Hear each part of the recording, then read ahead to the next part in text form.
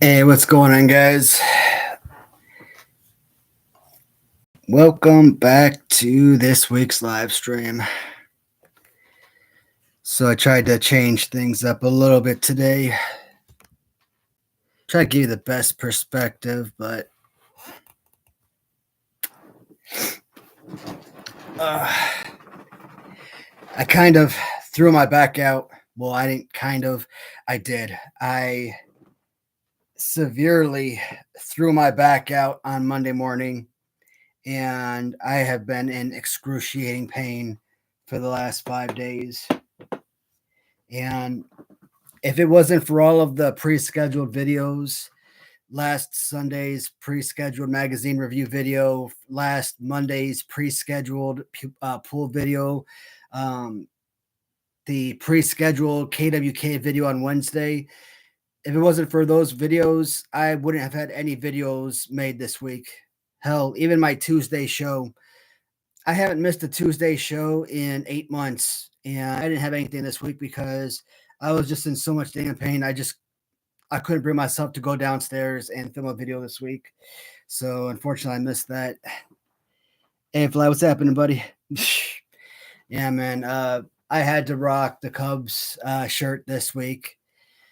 Man, last week at the beginning of the live stream, I obviously had to kind of pause before we got into the main topic of the video and kind of, talk about Hogan, talk about his death, obviously. His death is one of those celebrity deaths that really impact you, right? And I've said, there are certain celebrity deaths that really mean the world. That really mean that you just know that when they die, it's like a family member dying on you. So I've always said guys like Jason David Frank, when someone like that dies, that's going to have an integral part on on you. That when someone like Hulk Hogan dies, uh, sports wise, when someone like Michael Jordan dies, when someone like Sammy Sosa dies, when someone like Ryan Sandberg, who recently died, and that's someone I want to talk about right now. The death of Cubs legend Ryan Sandberg. Thank God that when Rhino passed, you didn't have 10 million idiots going on Facebook or online and same way as Hulk Hogan and think, oh my God, thank God, Hulk Hogan's dead, yada yada yada. I am so grateful that Ryan Sandberg was such a beloved icon in sports history, because if just one clown went out there and just said one disparaging remark about him, I swear to God, I would have flipped a freaking gasket. But luckily, he was such a beloved legend in baseball lore that I don't think, of all the condolences, I don't think I read one negative remark from anyone, which is what you want to see when someone dies. You want to see, I'm sorry to hear that. My condolences to the friends and family. That's what should be, going out. Even if someone like, if you didn't like Hulk Hogan, for example, you don't have to be a fan, but you don't have to, spread your rhetoric and your hate, right? Your fear mongering, your hatred and stuff. I mean, that was just absolutely disgusting. So for today's live stream, obviously, I had to deck out the Cubs gear because I obviously wanted to give a special recognition to, Ryan Sandberg. And when I started watching baseball, I don't think I started like officially watching baseball until like 1996. I think that's like the most, at one point, that was like the most baseball games I had watched. And obviously, I watched a whole lot more in 1997.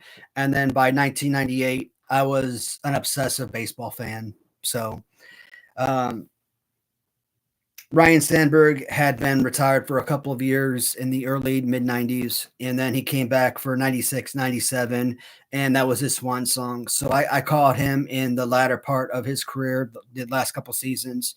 So I got the opportunity to watch Ryan Sandberg right at the tail end of his career. So that was pretty amazing that you got to watch this iconic baseball player right at the tail end of his his legendary baseball career. So I still I'm grateful that I got to watch guys like Greg Maddux pitch. I got to watch guys like Tony Gwynn bat.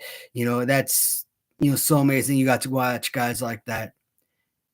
There might be a lot of hatred towards them, but I'm still grateful I got to watch guys like Barry Bonds and Mark McGwire. Steroid or not, you know what?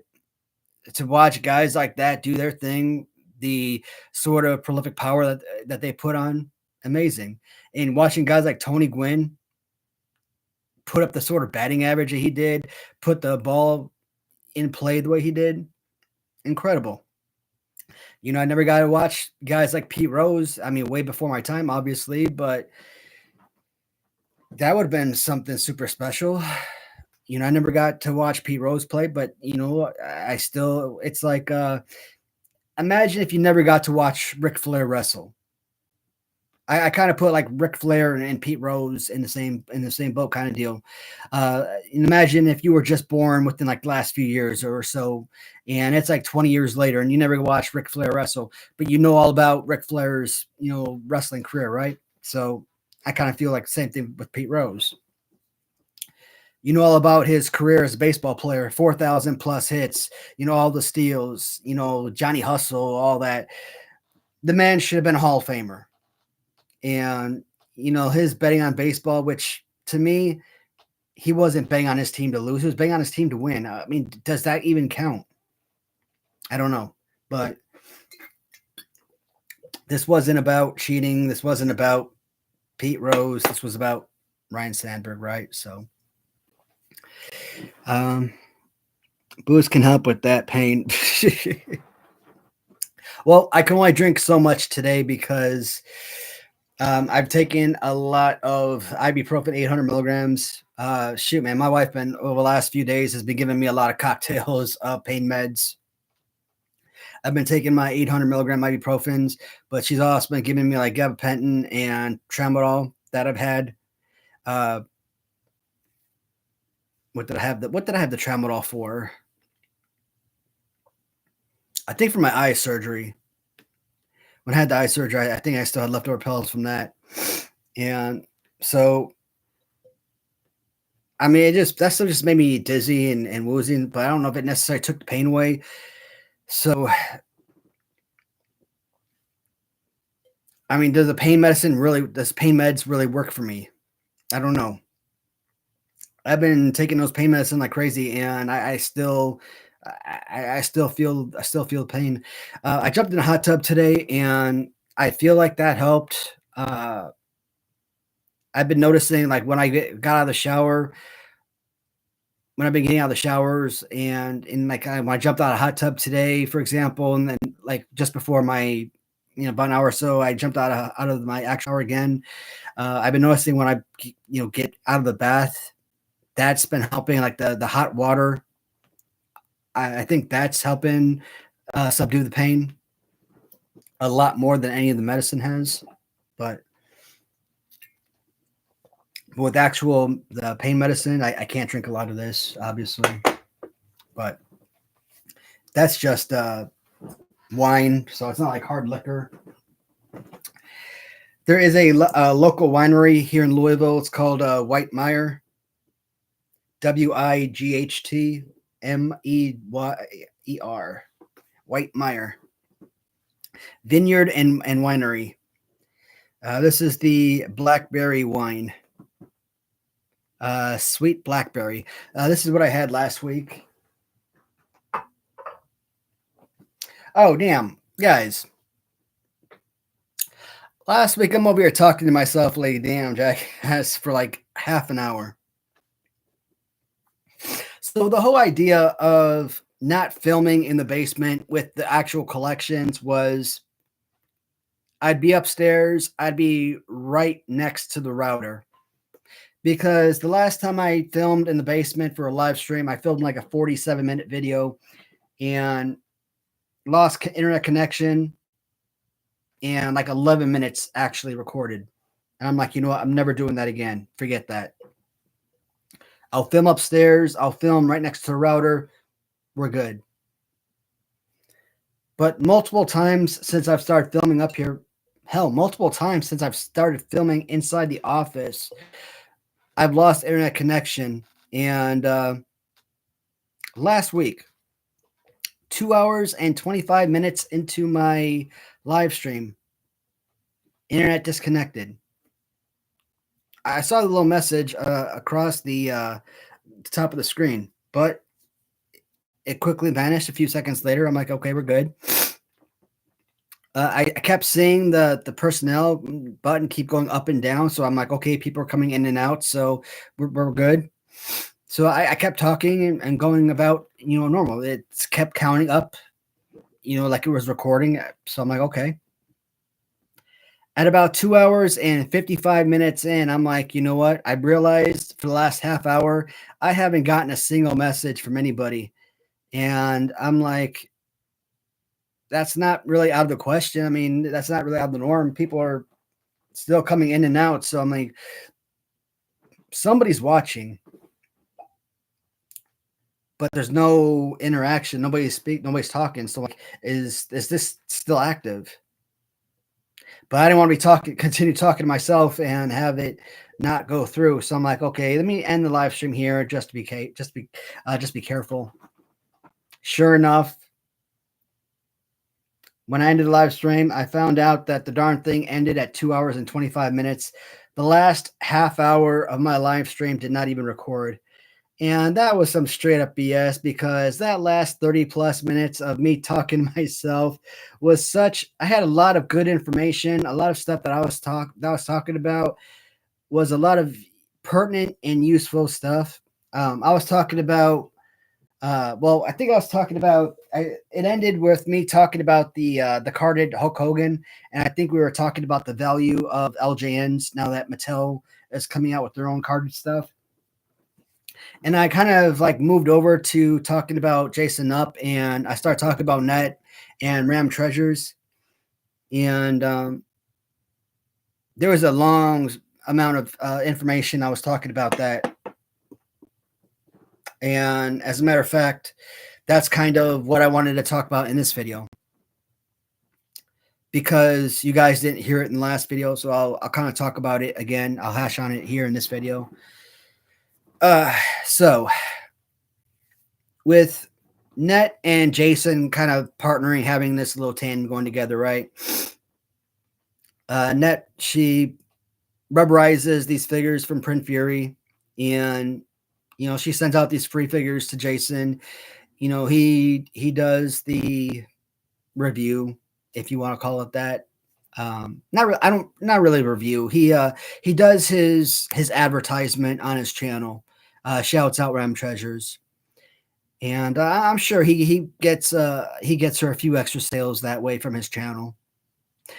And I even said it at this point. She's a really well-known customizer, so I'm sure in the very beginning, his advertisements, I'm sure, really helped and got her probably another 5 to 10 sales. But does any of us really get her any more sales than she would get otherwise? I don't think so. I don't think any of us are really, whenever we do our reviews, really get her any more than necessary. I know I've had a number of people tell me that because of my videos that they've bought her figures. I'm like, that's awesome. But I think all in all, she's pretty reputable to the point where she's pretty much making the sales on her own. I think the rest of us that are, doing these reviews are pretty much getting her these little onesies and twosies, I believe. But Jason, he does his advertisements for her, and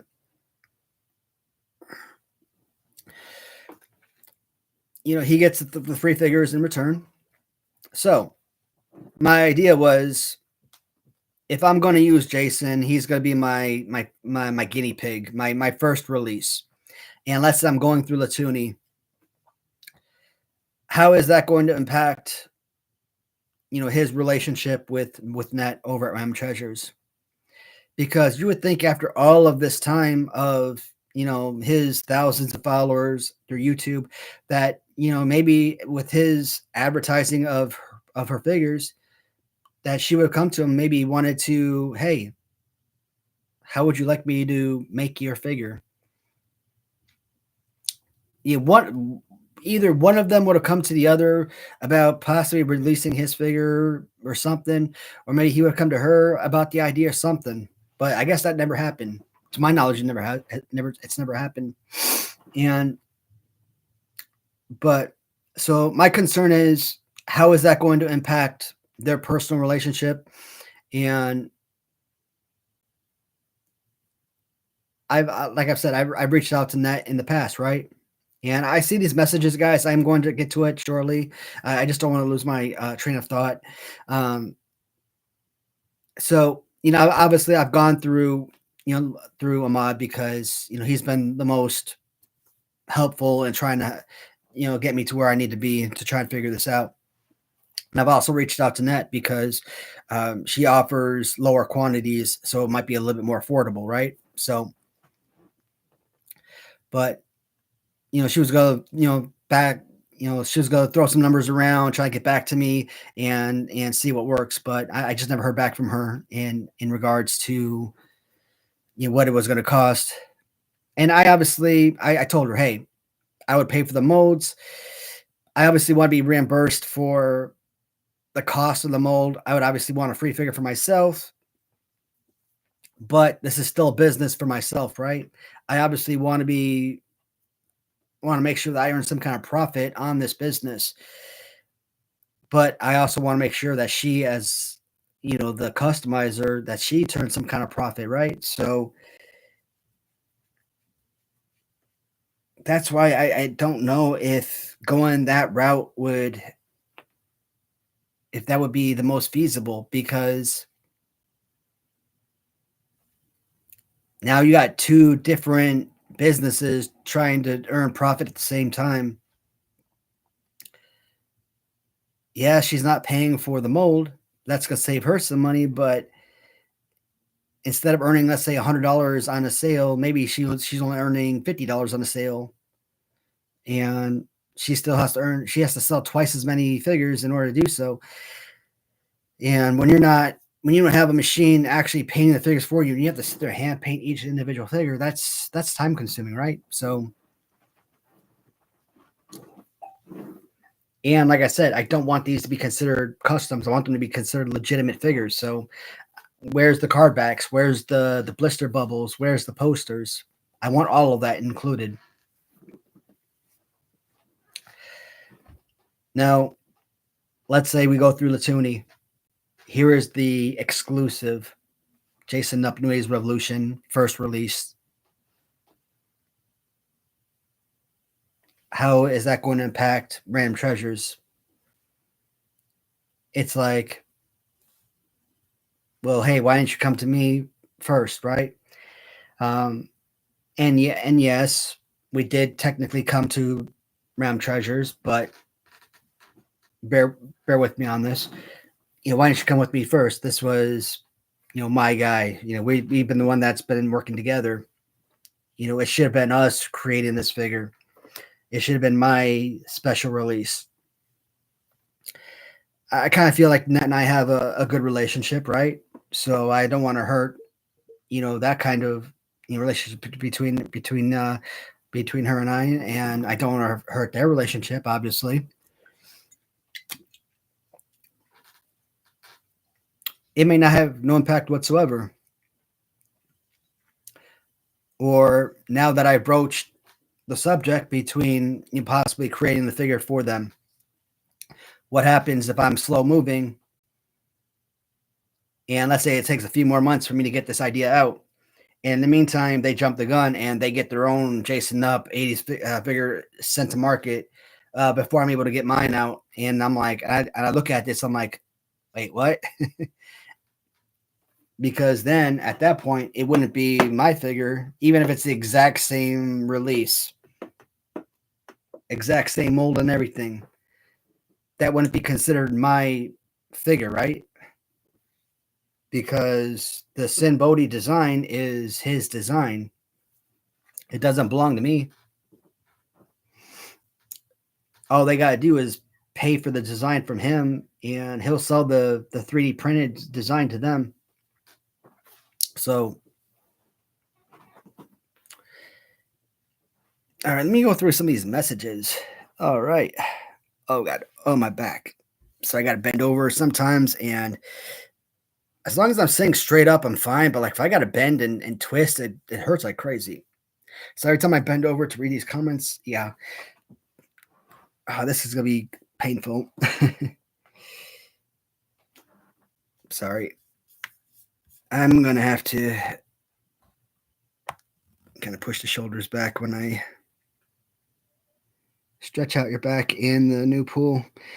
Yeah, man. I don't know what it was like Monday morning, I was fine. Like that darn new bed we bought. We bought that bed in 2018. The other bed we have in this room is perfectly fine, perfectly comfortable, nice and soft. I don't know why my wife needed a new bed back in 18, but she got a new bed. It's like one of those beds you push the button, it vibrates. You push another push another button, and the bed it the head lifts up like so.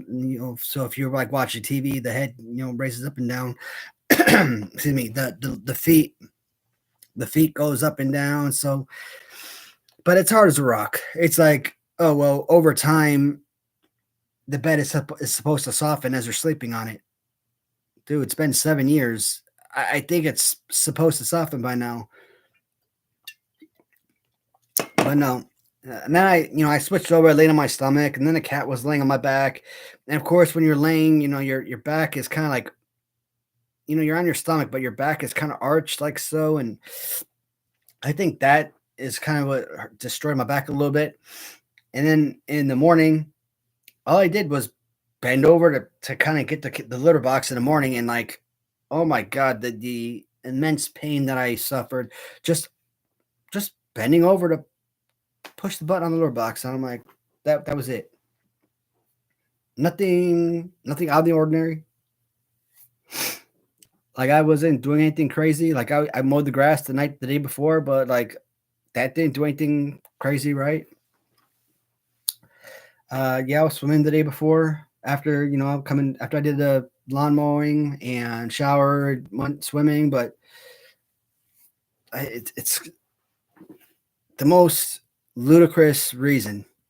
All I did was bend over. This is the simplest thing. But I was hoping that with each passing day it would get better and better, but it seems to be getting worse. But last few hours, I mean, I'm thinking the hot water has been helping, so I'm hoping by Monday it helps. It gets better because obviously by Tuesday I want to film my next Tuesday show and close out the Galoob series. I don't want to miss 2 weeks in a row. Fly the L is based on the Cubs Fly the W. You know what? The Cubs freaking trade deadline was abysmal. You trade one of your top prospects, you get Kyle Tucker. You're all in, you're going for it. 2016, you went for Aroldis Chapman. You had Hector Rondon, great closer. You went and got Aroldis Chapman. You got the closer that put you over the top. I mean, that offseason, you picked up John Lackey, you picked up Jason Hayward.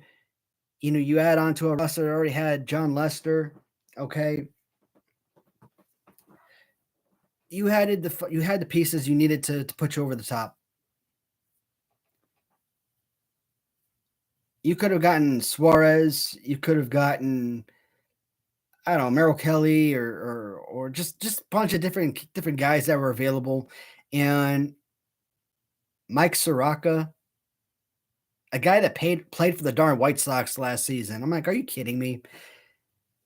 I think anybody that is so downtrodden that they have to play for the White Sox of all the teams. No, I'm sorry. I don't care how good or bad of a season you're having. If you played for the freaking White Sox, your career has pretty much gone downhill. If that's where you have to settle. So basically 3 relievers. I think Soroka might be used as a starter, but I mean, nothing flashy, and basically a subpar, if that, bench option. I mean, come on. Nobody that's going to put your team over the top. This should have been, and what screwed them over is they extended Jed Hoyer. If Jed Hoyer wasn't extended, if he still thought his job was on the line, yeah, he would have went all in and got all of the talent on the planet. When he thought his job was on the line, he went out and traded the farm and got Kyle Tucker. He went out and got Presley, who was an absolute bum as a closer for the Cubs this year. But you know what? He was a top-rated closer beforehand. He just sucked for the Cubs. And so you went and got Presley. You went and got Tucker. So you got yourself an elite closer, again, who just sucked for the Cubs, but you got yourself an elite outfielder. And you were going for it. You really didn't do much for the rotation, but you added Matthew Boyd, who was a solid freaking pickup.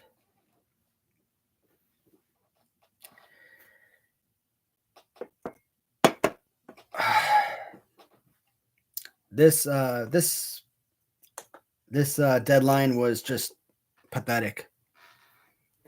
And I look at today's game against Baltimore, 3-0 lead. I think it was like the 8th inning, and then the bullpen gives it all up. 4-3 loss. I'm like, you gotta be. This was supposed to be I don't want to see a wild card. I want to see a division championship. This was supposed to be the season where the Cubs go deep again. And then you look at their offense. I mean, this in early season, this team was scoring 10 runs every single game. So like their pitching staff was decent enough that they can give up 7 runs and be successful because their offense was dynamite. But you're not going to be flying the W much over Wrigley for the rest of the season. I don't know if I have many Ryan Sandberg cards. I'm pretty sure I got a few. I mean, I got a ton of baseball cards. Like I've got, thick books about yay big. So I got a lot of baseball cards. I'm pretty sure I got a ton of them. Hey, what's up, Rick? Hey, Rick. Now, man, I threw my back out on Monday, buddy, and I'm still trying to heal, bud. So, SummerSlam. Oh, does it? Glad to see the Cubs finally welcome Sosa back. Yeah, man, it's about freaking time. Shoot. Damn, Sammy. He walks into the Cubs' new clubhouse. His mind is blown because, before the Ricketts, I mean, you walk into the Cubs clubhouse before, I mean, it's like what? Looks like 1920s Cubs baseball, man. Like they didn't have any upgrades, but now it's like it looked like a darn futuristic clubhouse. But it's good to see, Sammy walking back in. I watched that on Locked On Cubs when they were showing those previews. Big old smile on his face. I thought that was pretty badass. Sammy Sosa will still be my all-time favorite Cub. That will never change. They can criticize him with all the cork bat excuses and steroid excuses they want. He will always be my number one favorite Cub.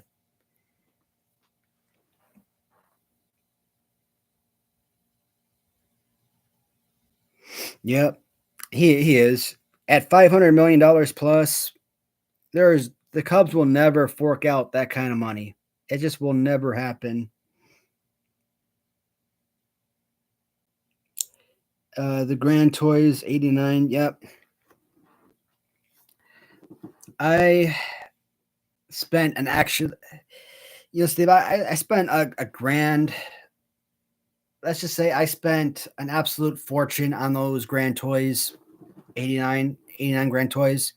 And it makes me mad that Mattel is re-releasing those exact figures, or at least a lot of them, on the 89 black cards, or at least the black cards in general. Like when you look at the Warrior on black card, I talked about it last week, and I will harp on it a little bit right now. So personally, if I personally did not have Ultimate Warrior on a black card, getting it on a Mattel WWE Superstar card for $25, like, I would be so freaking thrilled. That I would be happy, because I would not have to go out and spend $3,000 to $12,000 on a Grand Toys black card. That would make me happy. But for those who actually own the card, and knowing that, hey, anyone can go out and buy one now, it's like, dude, now it hurts your value of what you already own. So that sucks. It's like, why would you, knowing that you got that, it's like you just wasted that money. It's like, if you had known that these were coming out, would you have still gone out and bought that? I don't know. I feel like, and I've said this plenty on my channel,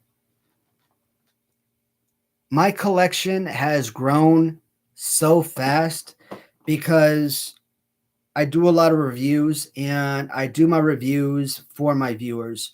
Like when I do an LJN review, I want to have every figure carded and loose, or Remco's, etc. I want to make sure that I have the complete collection so that I can show the viewers, everything that's out there. I don't want to give, a half-assed review. So I will go out and I will try to acquire everything as quickly as I can. Otherwise, if I was just an average collector, I would try to pick up my collections a little bit at a time. But I don't do that. I my collection has grown so quickly because I try to have it all ready for my videos so that the viewers can have everything to see, right? Now, I guess if I don't have anything, I could just always input pictures into the video, and that could alleviate some of the expenditures, but I don't do that.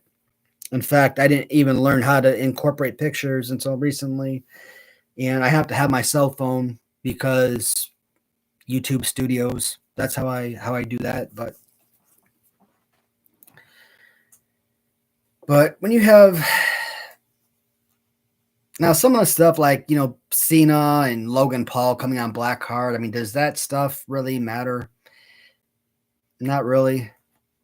Now, I'm thinking about that, and I'm like, okay, I buy two figures,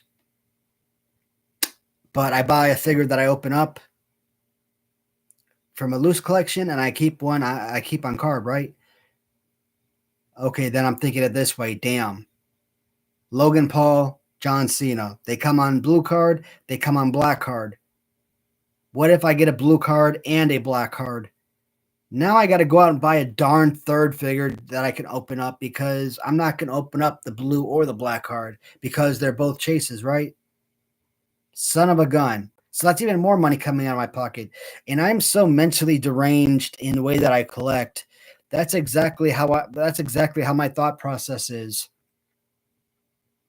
I could just say, you know what, the blue is more common, just open up the stupid blue card. But I'm probably not going to do that. Maybe. Most likely not. I don't know.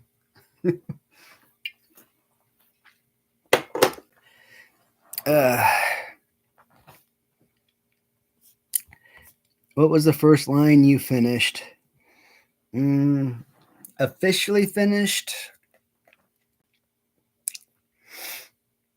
when I started collecting at the end of 2021. either Hasbro or LJN. Now, if you're saying like the complete collection, like both carded and loose, I think Hasbro maybe might have been the first one that I officially, or maybe not, because there are still like some Hasbros, like 123 Kid for Hasbro is a custom figure, so that's not officially complete. And I think the purple I think the Series 11 purple Crush might be a custom for my loose figures, so maybe. So not even all of the Series 11 may not even be original. You know, it's like my carded figures. Carded figures from Series 11, you know, white Yokozuna is 100% original. All the other carded figures, the card and bubbles are original, but the figures inside the cards are custom figures because, you know, I wasn't going to spend $1,200 for a 123 Kid. No. You get yourself a Rick Rude for like $5. Send him to your buddy to paint him, $10. Get a custom head for like $10. He paint him to look like a 100% replica of 123 Kid. Put him inside a card and bubble, original card and bubble. You get maybe get him anywhere for like $50 to $200 for an original Series 11 123 Kid card and bubble. Bam, close it up. You got yourself a Series 11 Hasbro 123 Kid. Otherwise, like I said, a 123 Kid, you know, MOC is like anywhere between $700 to $2,500. Now prices have gone down over the last couple of years, but it's insane how expensive those are. Now I could say that my Hasbros are complete, all my carded, my LJNs are almost all complete. And I do consider them to be complete, even though some of them are customized, but that's fine for what I need. LJNs, the only thing that's not complete on LJNs among the loose figures, among the individual cards, I still need a. Is it Davy Boy or Dynamite? I think it's Davy Boy. I think I need an individual Davy Boy, and I need both white shirt and red shirt Hogan on blue card. I think that's it. Now, among the tag teams on 2-pack, I need Strike Force, I need Killer Bees, and I need Heart Foundation. Oh, and the Dream Team. But as far as the 2-packs, I mean, those are thousands of dollars per tag team, so that's never going to happen.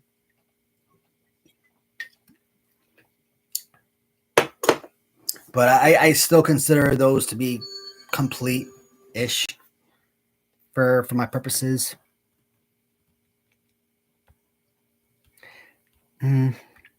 All right. Dodgers fan here. You know, as long as you are not as annoying as one of my coworkers back in the Army, oh my God. My second deployment to Iraq, we were in Fob Delta, Iraq, and it's 2008. And the Cubs were like one of the best teams, if not the best team in baseball in 2008. And of course, they get swept by the damn Dodgers in 2008. Because why not? They get swept by the Diamondbacks in 07. They get swept by the Dodgers in 08.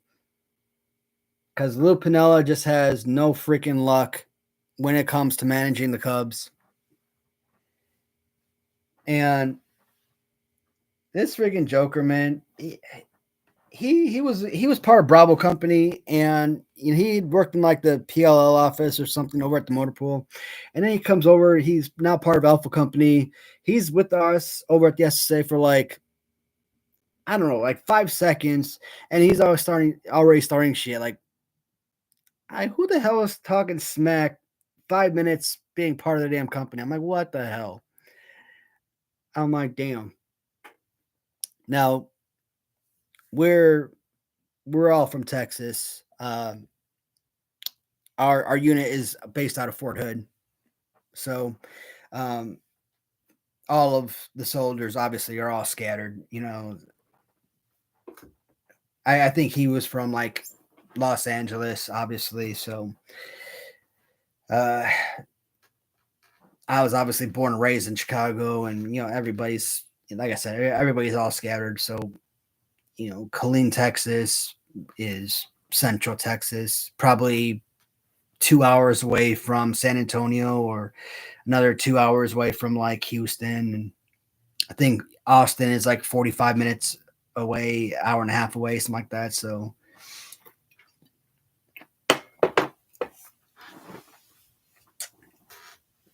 but it sucked being on deployment when your teams were in the postseason. You don't get the opportunity to watch that. Like I said, 2016. I mean, I was contracting for Lockheed Martin when the Cubs won the series, but I was supporting the teams, and he's walking to the day room, and the ODA had Cubs in Cleveland on big TV. I swear, not the day that I got married, not the day that I enlisted, not the day that I exited the Army. Nope, the day that the Cubs won that series, the day that Chris Bryant dished that grounder to Anthony Rizzo. No, that was the day that I had the biggest tear in my eye ever. That was the most beautiful moment ever. Don't tell the wife. I think she wants the marriage to be the most beautiful moment ever. And for intents and purposes, it was. But come on, Cubs World Series. I think we all understand.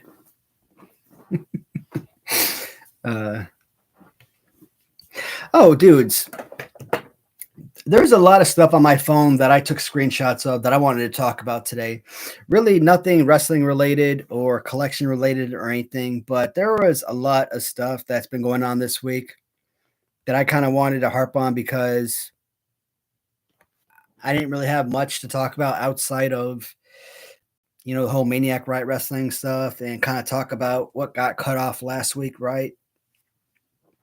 And I just thought this was going to be kind of, fun stuff to bring up, especially with my back hurting, and this may not being a very long live stream due to those issues, but so far I'm holding up. So we'll see what happens. Do I buy a lot of the XOX figures? I do. I have almost every single one. I did put a hold on the last couple that she's released. So recently she has released a Owen Hart, which I've put a hold on purchasing. She has also she's also released a new Hulk Hogan. So she has now two Ichiban Hulk Hogan variants. So the most recent Ichiban Hulk Hogan is a sort of Ken Patera version, like so. But with that variant, I might have to go the Roddy Piper route. When she came out with her Roddy Piper, there were 3 different variations that she made for that figure, and I actually bought all 3 variations of that Roddy Piper.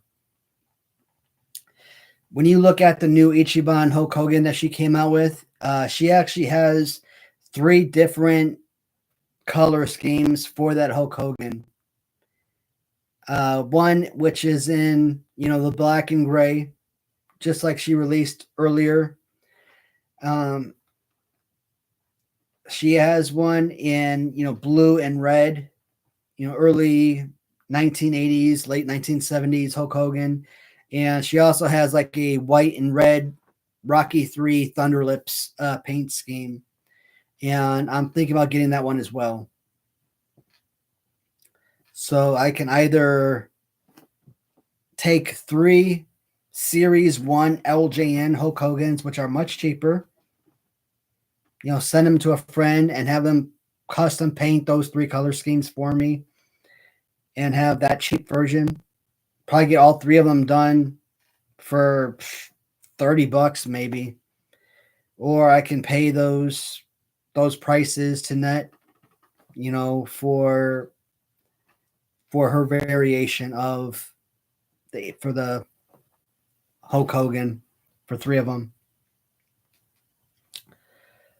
I am planning on doing another Ram Treasures or a My Favorite Ram Treasures tournament. The last time I did one, Zeus won my tournament, but Zeus is already a winner, right? So he will not be participating in my second tournament. So who could potentially be the winner of the second tournament? And I think that potential Hogan, maybe even that Owen Hart could be a potential winner, potentially. But I would like all 3 variants to be participating in that tournament. So if I did make a new Ram Treasures tournament, yeah, I would like to include all of those. So yes, to answer your question, I do have all but technically 2 of their figures.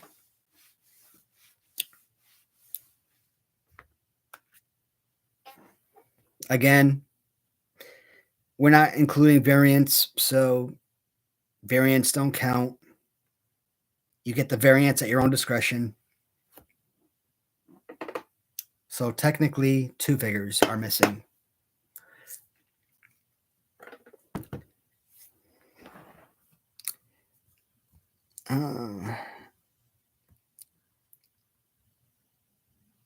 Hey, Eddie.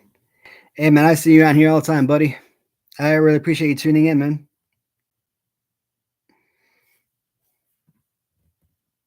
LJN went on pre-orders again tonight. Everyone except Logan Paul sold out quickly.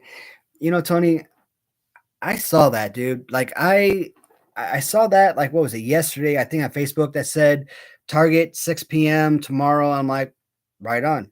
I'm gonna get back on Target. I'm gonna see if I can order me any extras. Just for the exact reasons I was mentioning earlier. If John Cena and Hogan and Logan Paul, whatever, if they come on a blue card and a black card, and I got 2 of them, I don't want to open up the blue or the black card. I want to keep them carded. So guess what? I need a third one, one that I can open up. So let me go back and reorder another one for myself, so I can have one I can actually open. Or who knows? Maybe if I buy 2, they'll send me 2 blue cards, and I'll just have a blue card to open. Or what if I buy 3 and they send me 3 blue cards? Then I'll have one I keep on blue card open, or that I keep closed. One I'll open, and I'll have another third blue card that I'll have to try to sell, right? What if they send me 3 black cards? Black cards are more rare, right? Do I keep the one on black card closed? Do I open it and see if the black, because I'm pretty sure a black poster is going to be rare too. So do I try to keep the black poster? Because I want the posters as well. So that's so frustrating for being a collector. It is infuriating to be a collector because you want everything. Like, I don't know if the blue poster is gonna be the same as the black poster, or do they actually change the colors of the poster? Like, I don't want all these damn Logan Paul figures, man. Like, who the hell is Logan freaking Paul? All I know about Logan Paul is that he scams his freaking customers out of millions of dollars, like a crypto scammer, and that he had this beef with KSI, and then later on, he and KSI and Mr. B started like this whole Lunchables scheme, and just, just that's it. That's what I know about this guy. Like, what I know about these guys, I learned from like Sensitive Society and Pegasus, and August the Duck, and commentary YouTubers like that. That's how I learn about folks like that. So, oh man,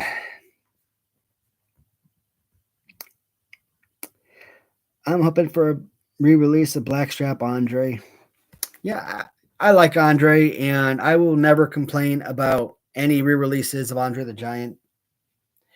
Um, I wouldn't mind if it was Andre the Giant with like yellow trunks, Andre with like yellow boots and maybe like some white shoelaces or something. My buddy Mark Hackenberg, he is one of the best LJN customizers on the planet. I've talked about him many times. Today, he showed me a WrestleMania 2. Well, he showed me plenty of Andres that he customized today. And one of them was his Andre the Giant WrestleMania 2 custom. And that was one of my favorites. And I wouldn't mind getting a custom of Andre in yellow. I think that one is pretty insanely good.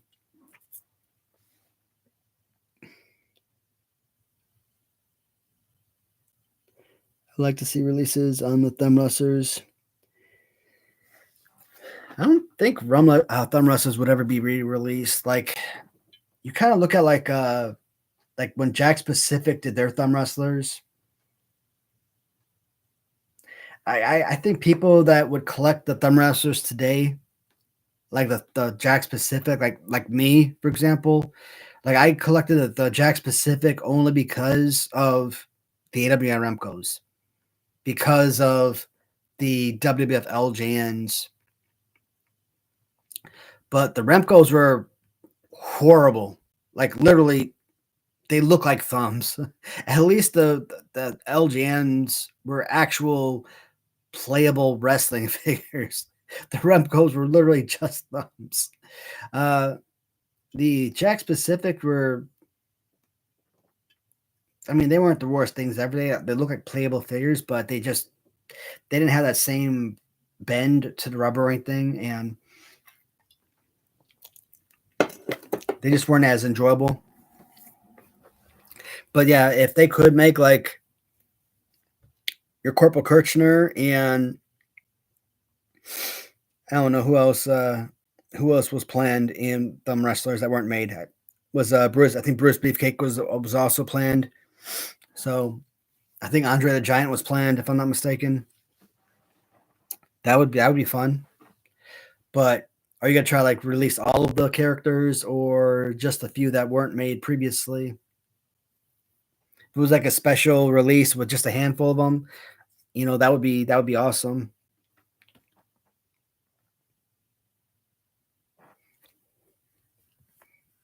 All right.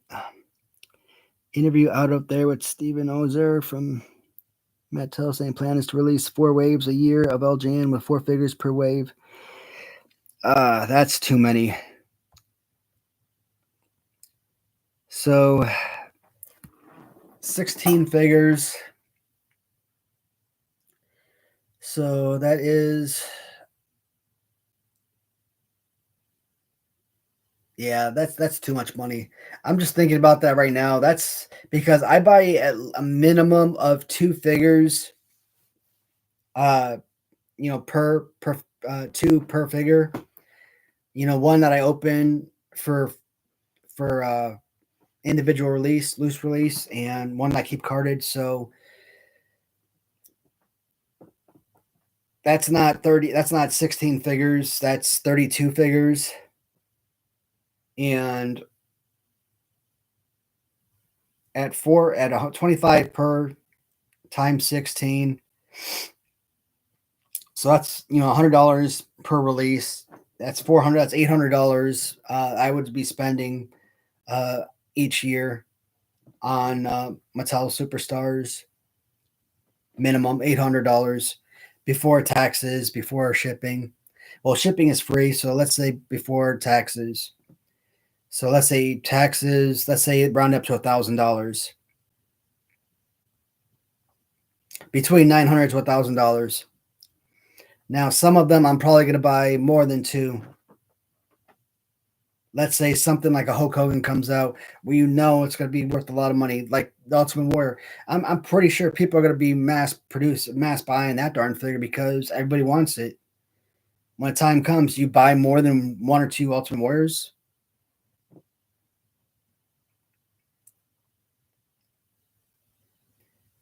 We go back. It's going to be on a blue card and a black card. Do you buy three because you want one for a blue card, black card, and a third one you can open up? Same issue. Just because you buy three, it doesn't mean you're gonna get a definite blue card and black card though. So that's gonna be a pain in the ass. You buy three and you end up getting three blue cards. So you end up having to spend like $200 and buying a black card off of eBay. But no, I won't do that if that's ever the case.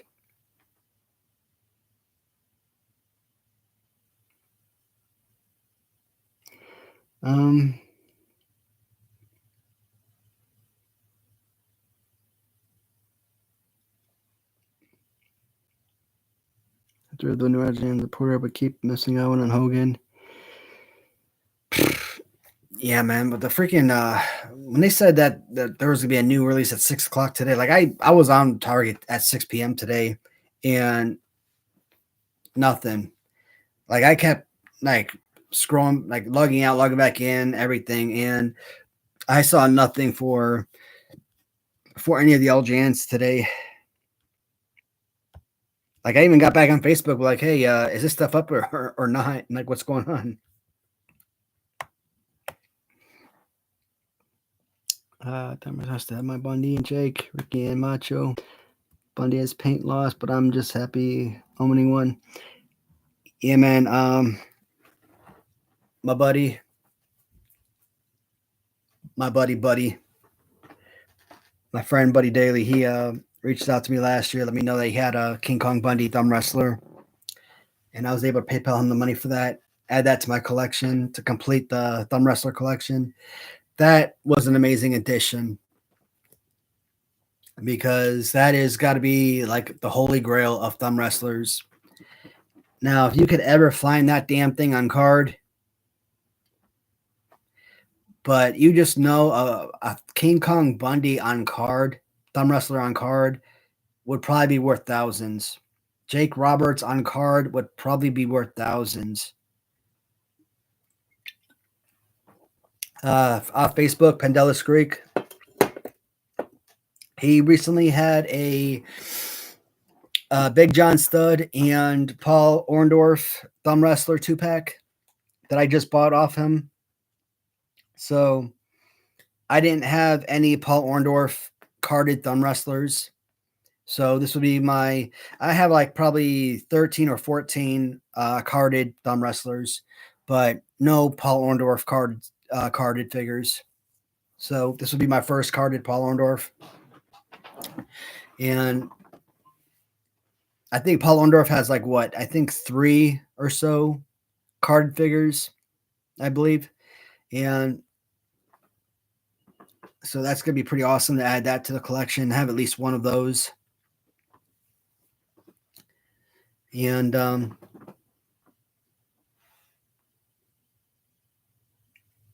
to think who else is missing. So Hogan, Hillbilly Jim, Paul Orndorff, and I think Ricky Steamboat, right? Those are like the 4 main good guys And like those four good guys versus whoever the bad guys are.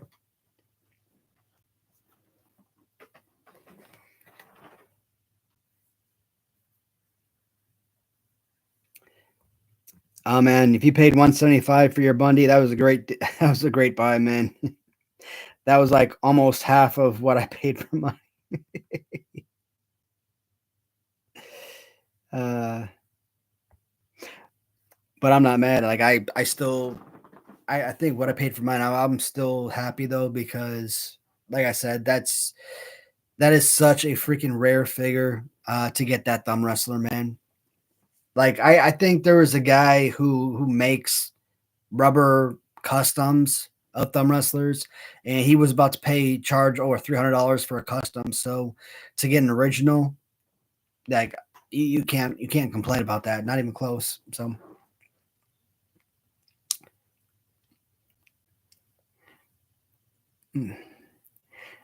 I'm curious who God Tank was. I want to know what his messages were.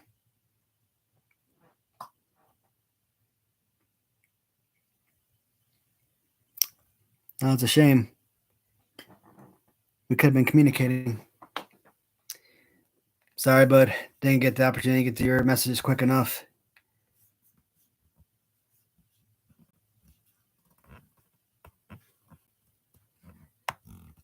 All right.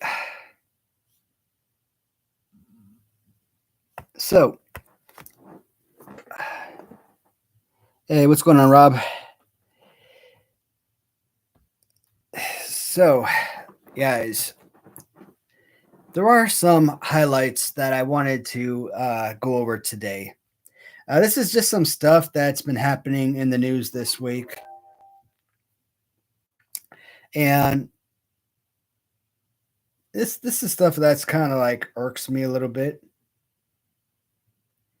So this first one,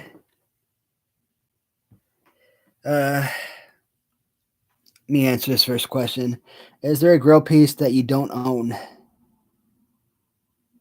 A grill piece that I don't own. Man, there are many grill pieces that I don't own. One of my favorites that I don't own, original San Francisco Toymakers Dark Skin Series 1 Jimmy Hart. That is most definitely a very high priority of something I would love to have. From the AWA Remcos, the 2-pack that comes with the video cassette, still in case. I would love to have those. The LJNs, not the 2-packs like the British Bulldogs or Strike Force, but I would like the Strike Force, but I'm not talking about those 2-packs. I'm talking about like the little blue boxes that are like yay big. That comes with like Adrian Adonis and Vince McMahon together, or that has Kamala and SD Jones in a package together. Like those 2 packages. I want those boxes, original packages. Those are holy grail pieces I would love to have. So things like that, I would love to have those original packages. Even if they're open packages, I would love to have that stuff. So the value packs, absolutely.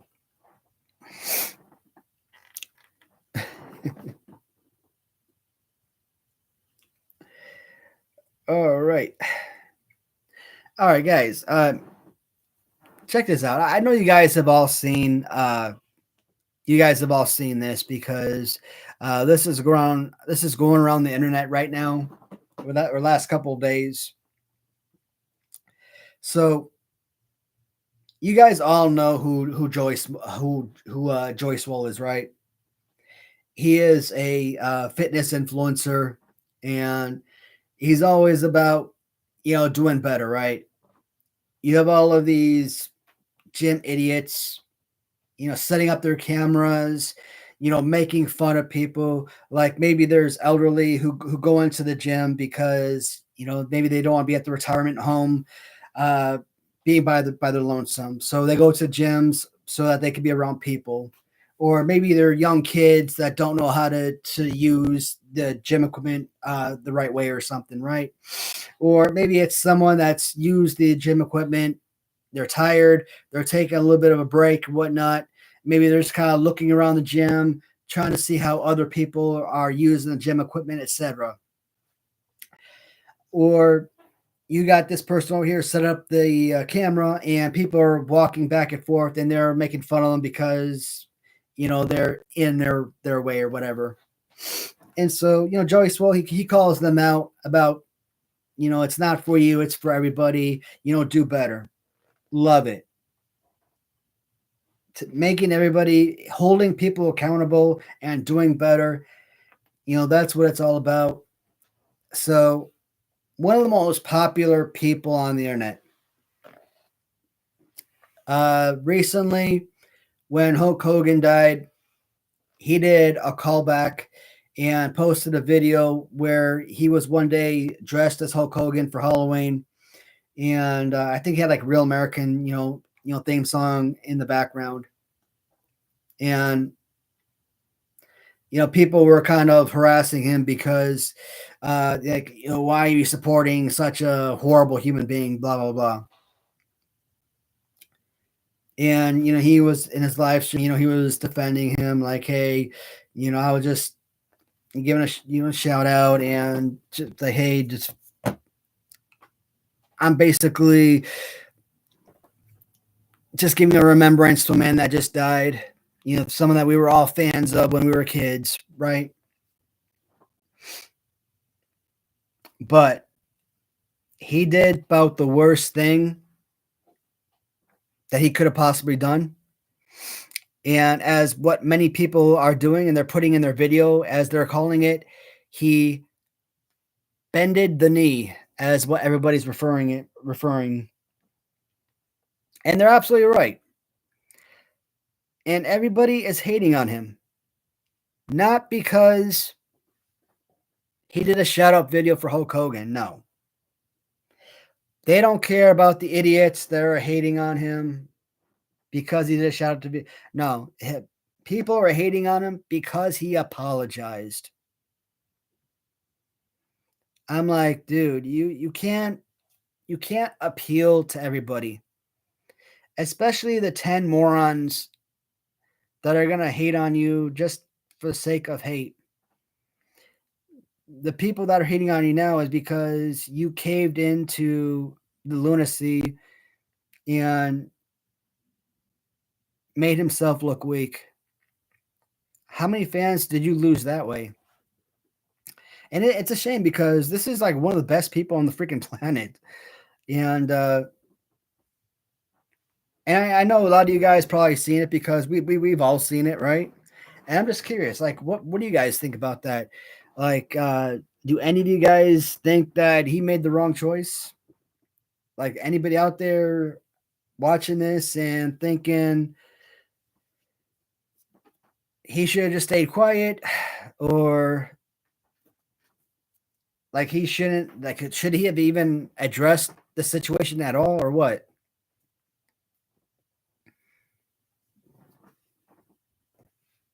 Me personally, maybe I feel like I would have addressed it, but like I basically would have told some people to shove it. Like, this would have been my favorite wrestler as a kid, right? So, like, if I wanted to give a shout out to someone that I admired as a kid, like, I don't know. But it says here that Joey Swallows apologized for posting a Hulk Hogan memorial after his death.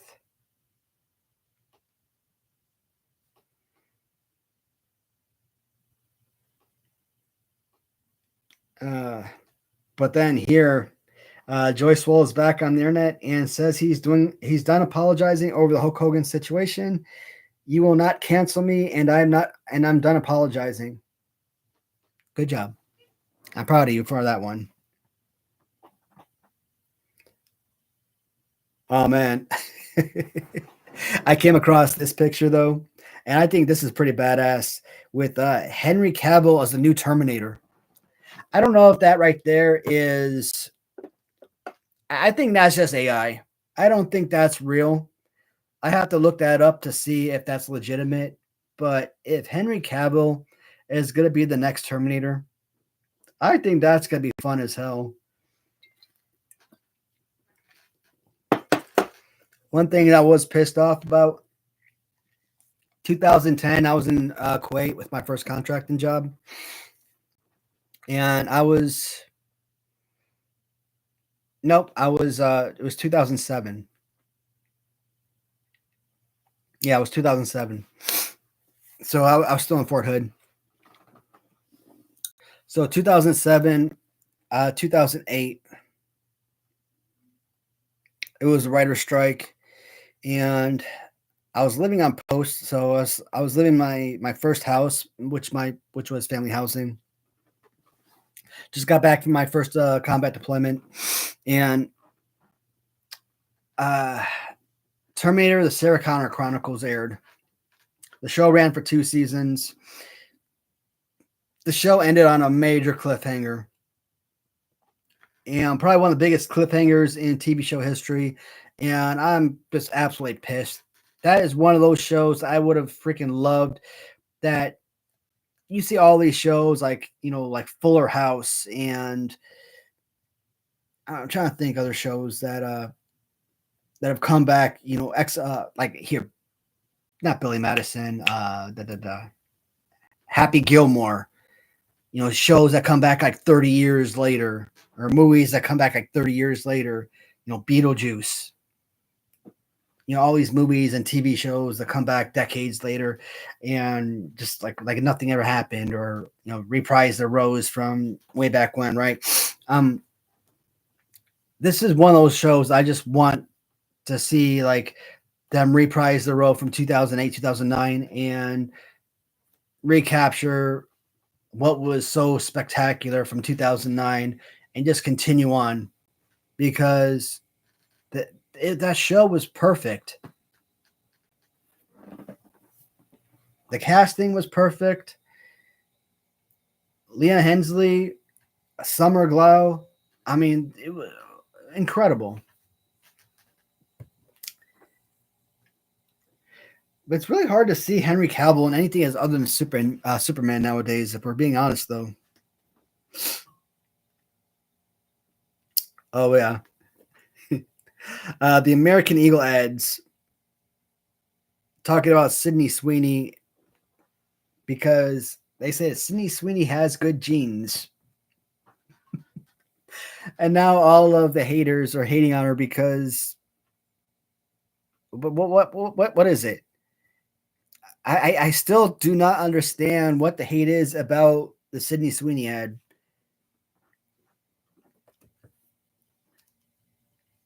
This is the ad. I don't get it. She has good genes. Like, it's a play on words, because body genes and physical, like clothing genes, play on words. Got it. Do people not like that? What? Where's the offense?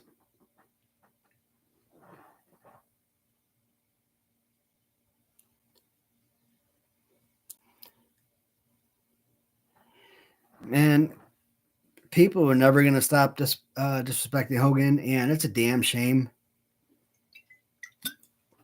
All of the good the man has done in this world, and he is always going to be held down by one comment that he said 15 years ago, which he vigorously apologized for. And all the wholeheartedly and compassionately apologized for. And what more could he have done?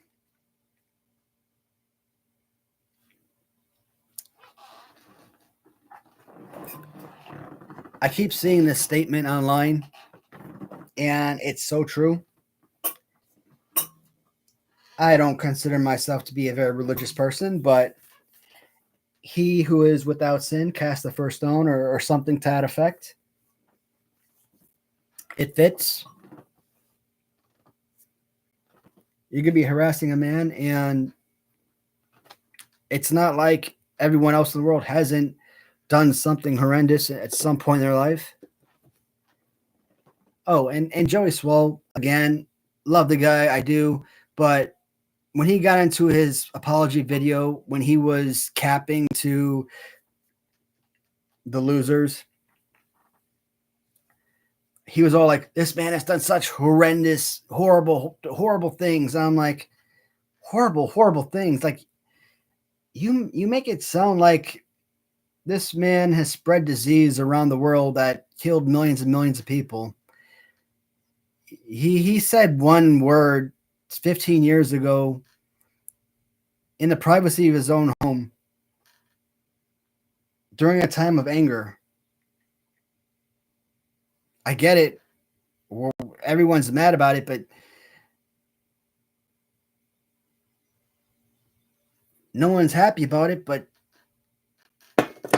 you're making it sound like he mass murdered a bunch of kittens or something.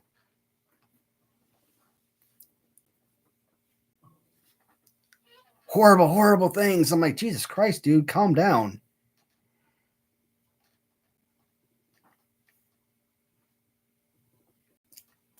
And and I'm like, dude, you're apologizing, and the people you're apologizing to, they're not gonna forgive you, dude. But the fact that you're apologizing, the people that actually do respect and care about you, guess what? You're losing them and you're losing their respect. Congratulations, you played yourself. That's it. All I'm gonna say about that. But yeah, I'm gonna get back to some of the more fun stuff now. Do you have any of your figures signed by a wrestler? Hey, Steve. Me personally, I have never gone to any shows or anything like that to get my stuff signed. But yes, I have plenty of stuff signed because a lot of times when I buy stuff on eBay or Mercari, I have bought stuff signed already. Like my LJN MOC, Million Dollar Man, I bought off Mercari. That one was signed by Teddy Biasi.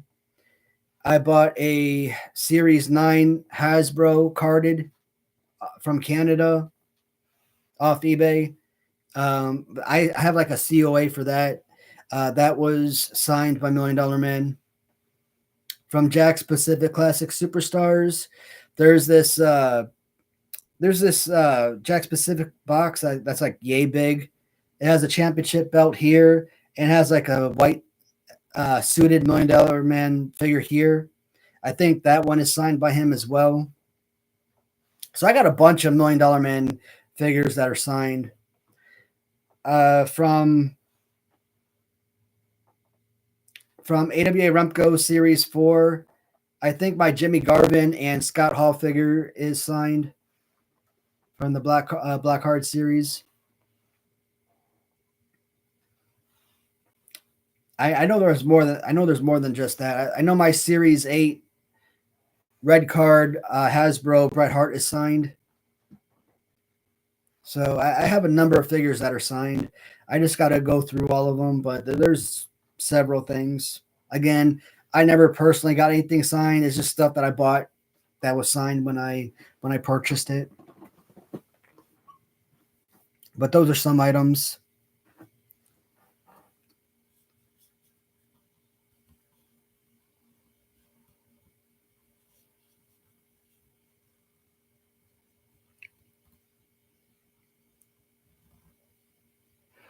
What's an XP farmer?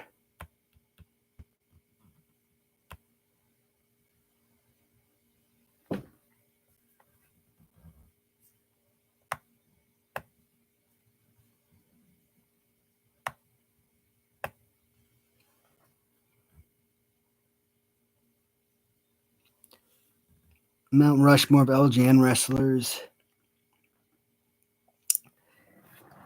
Now, LJN wrestlers or LJN figures? Now, that would be a different story. Now, if we're talking about the actual figures themselves, now if we're talking 3 years ago, uh, three about 3 years ago, at the very inception of my channel, I kind of did a countdown of my top 10 favorite LJNs, and my list has never changed. And I always said Big John Studd was number one. I put Hulk Hogan at number two. I put Andre the Giant Series 1 at number 3. And I had Kamala at number 4. And if we kept going, I would have said, Greg Valentine, number 5, Big Boss Man, number 6, right? But if we talk today, would I keep that list the same? Would I have Warrior at 7? Would I have Jim Neidhart 8? Warlord at 9? And SD Jones at number 10? I don't know. Because there are so many different aspects about so many different figures that I covet that it's so hard to keep them in order. Today, like, I love the bulkness and the weight of Big John Studd, that I still feel like I have to keep him among the greatest figures. But like Big Boss Man, he has the name recognition as someone I grew up watching, right? So Big Boss Man has to be one of my top 10 favorite wrestlers ever.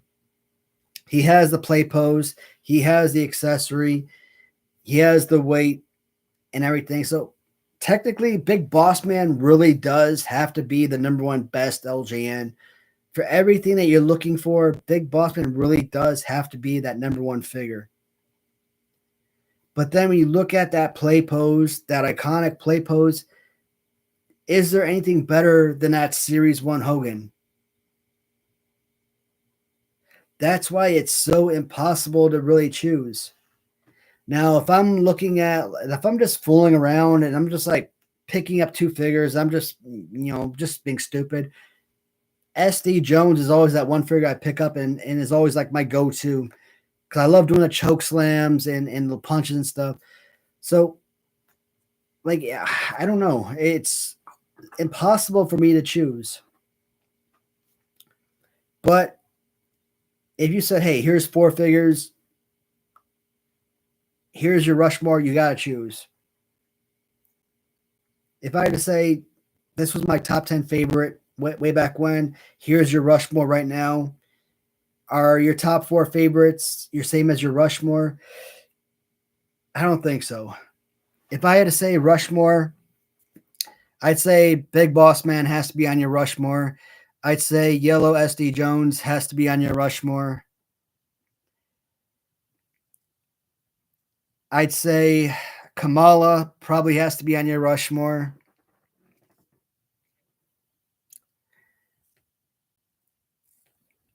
And number 4 would either probably come down to Hogan or Studd, because Kamala is very Hogan-like, and because Studd is more weighs a lot more. I'd probably go with Studd at number 4. So, yeah, I think those would probably be like my 4 top-notch figures.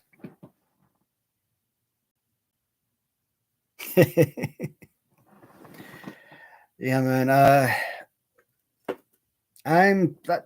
That's why I'm trying to get Jason as my first release. To be honest, I wanted myself. I wanted this guy to be my first release. But I don't think anybody was really interested in this figure. As like a teammate for like Corporal Kirchner or something, I think this would have been a fantastic first release. But when I designed this, the idea was to have this kind of design to look like the same fighting pose as Hulk Hogan. It just didn't come out exactly the way I wanted, but I mean it's still for first look, first design. I mean it's fine. I think my Devil look was actually a better overall look. But like I said, I think Jason Nupp is just a more marketable character. But I don't want to release one figure and be done. That's why I at least want to get BBA as at least get one or two of his figures out. If I can't get multiple series, if I can get 4 or 5 figures from series one released, but if we're only doing one figure at a time, that's like one figure like every 6 to 8 months. So one series could potentially take 4 years or more. I can't be like, big rubber guys and get 4 figures released in one series all at one time. I just don't have the financial resources to do that. Not unless I do a pre-order, and I've already said I'm not doing pre-orders.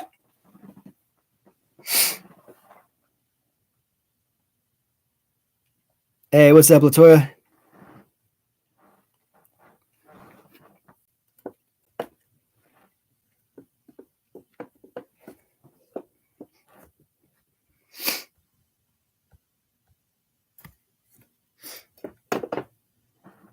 Mm.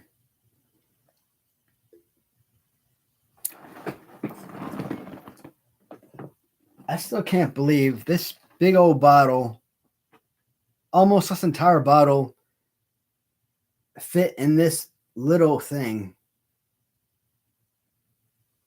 That's crazy.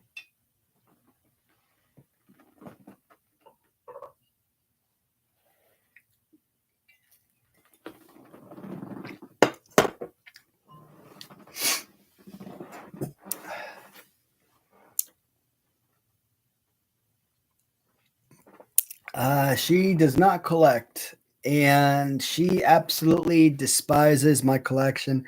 In fact, she thinks I destroyed our basement. It's funny, man. Before in the basement, when did I hang up the? I'm trying to think. When did I hang up that TV down there?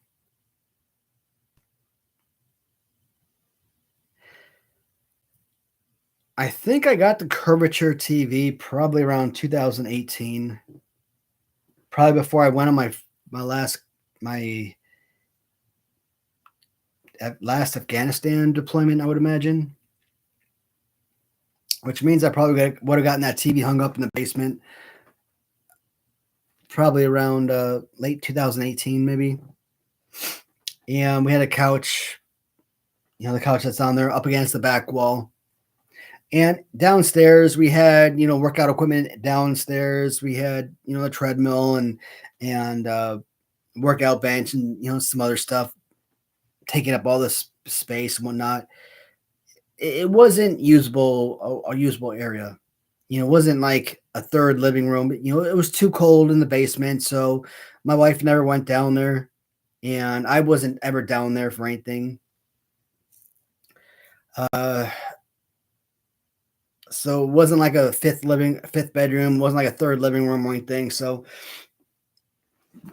like, who was ever down there for anything? When I started collecting, obviously the basement turned into my collection room. So I started buying shelves, started putting shelves down there, and I started filling up shelves. The more collections I got, the more shelves I started buying. Eventually, the more shelves and shelves I got, I had to start moving stuff around, and I started taking stuff down, like all those DVD shelves I had in there. I had to start bringing those shelves down. I had a big old black shelf that was in the back of the room. I took that down, and that's where you see the big old wall of LJN and AWA Remco cards. And I put up those brackets and wooden shelf there. So I mean, that room has changed a whole lot. there wasn't enough lighting down there, so I built it. I had electricians come in and build some recessed lighting throughout. Like when she says that you destroyed the basement, I'm like, in what way?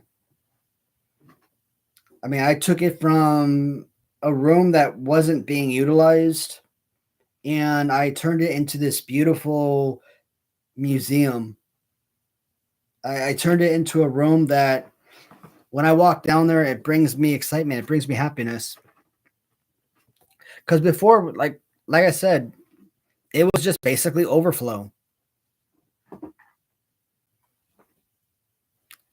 Now it actually gets you like. I mean, if I didn't collect, I could look around the house now and say, yeah, stuff that's in these other rooms, I could have, cleared that stuff out that's in that room and moved stuff around. It could have been utilized in other ways. I'm sure. It could have become a legitimate media room. And it could have been like all movies and stuff like that. Got it. Throw some extra chairs down there. It could have been space for something else, but I wasn't thinking about that 3-4 years ago.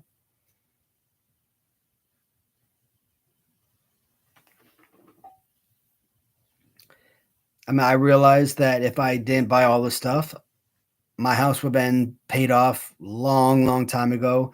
I could have had so much more work done to the house long time ago. Money in the bank could have been incrementally larger. I got it. Like I said, I never expected to take on as much as I did. But I mean, I'm proud of, the stuff I've accumulated, and it's brought joy. Like I said, it's brought a lot of friendship, I think. People that I've met on my channel, that I've met on Facebook and whatnot. It's not people that, I just socialize with occasionally. Like I said, I consider them to be, legitimate friends that, long-term friends. So,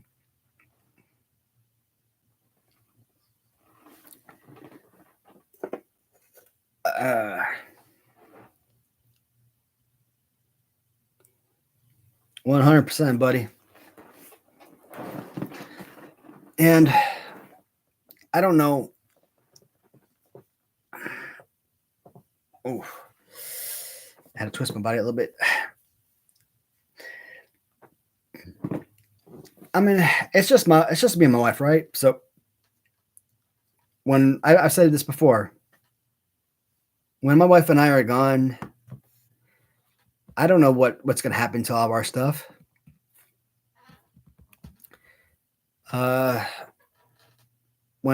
Who from our family is going to take care of our things? I'd like to think that they're like the actual collections, that there would be some kind of museum or something that would actually come in and keep all my stuff together and take it to a legitimate museum. And hey, this is donated by so-and-so, and keep all of it just, decorated together so that people can come in and actually see all the stuff together. So it doesn't get sold, individually. Or hell, keep the house and keep the basement as is and allow people to come in and look at the stuff. And that works too.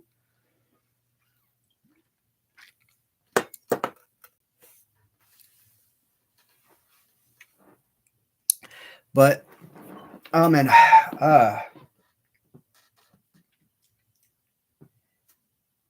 there is a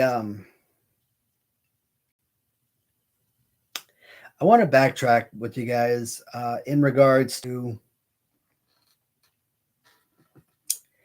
in regards to Ram Treasures that I was mentioning earlier in the video. So because last I talked with Jason, he said that he reached out to Net because I mentioned to him that when I talked to Net, she said that she was gonna look at the numbers, get back to me and see if it's doable. She never got back to me, so I don't know what was going on with that. And he talked to her. She said that she was interested and that she would contact me. So that was several days ago. She hasn't responded to me at all. So again, I'm out of the loop. I don't know what's happening. I'd still like to go with Latuni and have him process my figures. He offers the things I need. Legitimate figures, non-customizable, carding, posters, blister bubbles. A more recognizable name, right?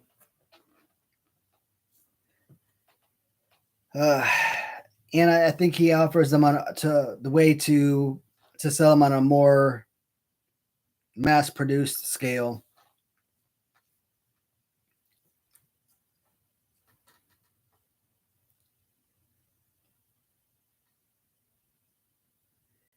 But could I possibly sell, let's say, go through Ram Treasures for the first release, do a Jason Nupp special edition, let's say 25, 50 figures through Ram Treasures and see how well those sell.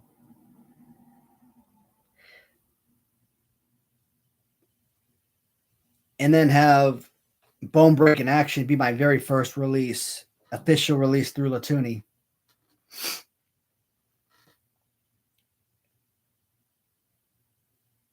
Because that way I might actually have a lot of funds coming back to me where I could actually more afford to pay for that second figure. The thing is, I don't want people to go through Ram Treasures and think, hey, this is a Ram Treasures exclusive, or even that this is a 80s Revolution. I want them to know that this is my idea. I don't want that to sound selfish, but it's kind of important to me, right?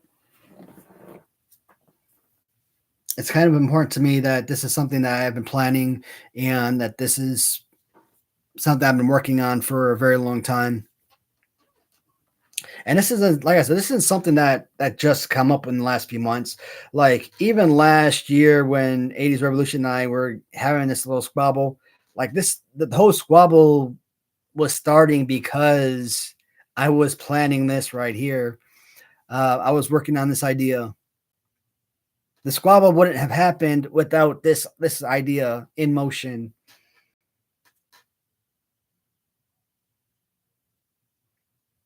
God, I wish I could be sitting in his basement when we release this figure and kind of be able to look at all of his fans and be like, that were all talking their smack and be like, oh, you didn't know, huh? Just kind of have this little smart ass look at my face.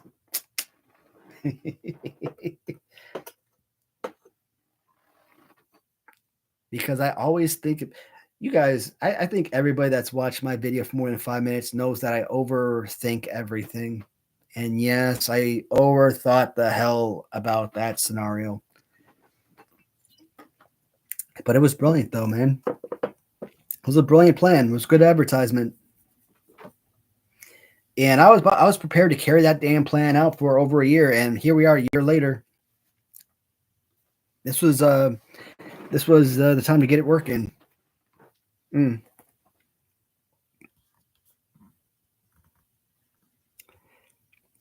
was thinking about having each of us sign our own figures. So, like initially, when Sin Bodhi was getting the original prototypes out to us, like Sin is out in like Nevada, whatever, and let's see, he wants to dish it out to like BBA in Colorado. Does he want to send it to him first, have him sign his package, send him my copy? Or does he want to send it to me first? Here in Kentucky, I'll sign my copy, or or sign him his copy and then send it out to him, bam, and that way he'll have his signed copy of me or whatever. Or maybe he doesn't even want a signed copy. Maybe he just wants to just open up the figures and that's it. Oh, that's another thing, man. I got all of the card backs. I don't know if I've shown you guys the card backs that Sin has provided. Amazing. Right now, I am dying to get every single one of these figures released. Soldier Me, Devil Me, New Age Revolution, both variant. I know BBA hates the Warlord variation of him, but I think that's a cool ass look of BBA. And I even want the second variation of him, the one that looks like a cartoony Hasbro Warlord. I even want that variation. The card backs are freaking outrageously good. I want them all. Problem is, a lot of these figures were made as grudge matches. Devil versus BBA was supposed to be a grudge match. The Jason Nupp versus not this, but there was supposed to be a sort of pirate version of me versus New Age Revolution. Was supposed to be a grudge match, and they were supposed to be side by side like so on a 2-pack card. And the way that it's being made right now, it's basically on a single pack. That is not how I initially wanted them. Well, that's not how I wanted them at all. But it looks like we're going to have no choice. It looks like the only way to fit them on the bubble that he's making is on a single card. So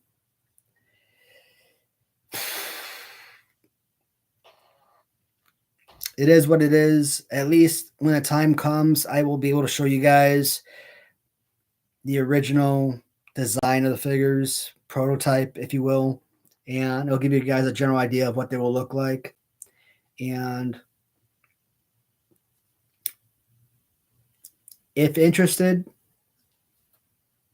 I'm not saying I'm going to take down pre-orders or anything, but hey, it might give me a general idea. If 500 people tell me, hey, yeah, I'll buy that from you, then that'll tell me, yeah, I can invest 500 figures. But right now, I tried doing that poll to see if anybody would actually be interested in buying these figures. But like the last poll I took like a week ago, 2 weeks ago, like I think like less than 20 people have voted. So it doesn't seem like there's much interest in any of these figures. So that's what gives me concern, right? You buy 500 figures and only 20 people buy them, and I'm like, I don't want to do that. Or you got 20 immediate purchases and maybe you sell 10 figures a month. Well, you spend $25,000 and you sell $500 of figures a month or whatever, $1,000 a month worth of figures. That doesn't really help you because it's going to take you years to sell to get your money back.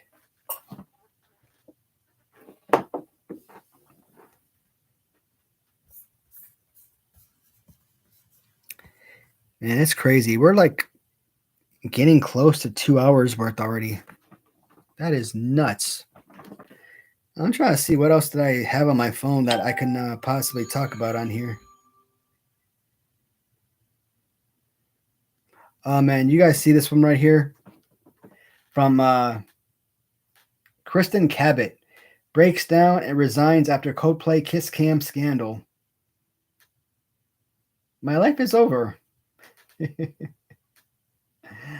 I think she said that she is suing Coldplay for the Kiss Cam scandal.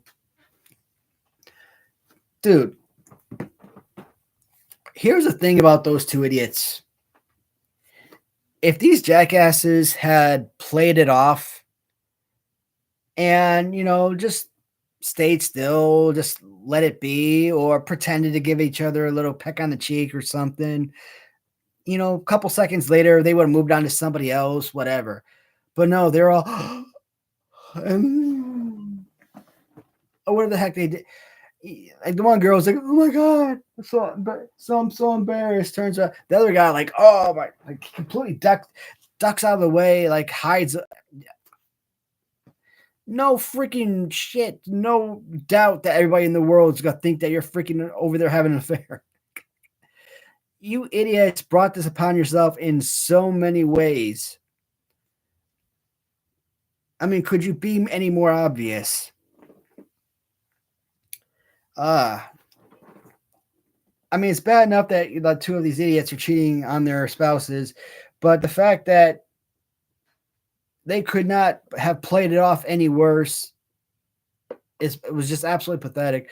And now they're like, "Oh, you ruined my life, and I'm gonna sue you for putting me on the kiss cam." Like, yeah, that's gonna happen. I think that's absolutely hilarious.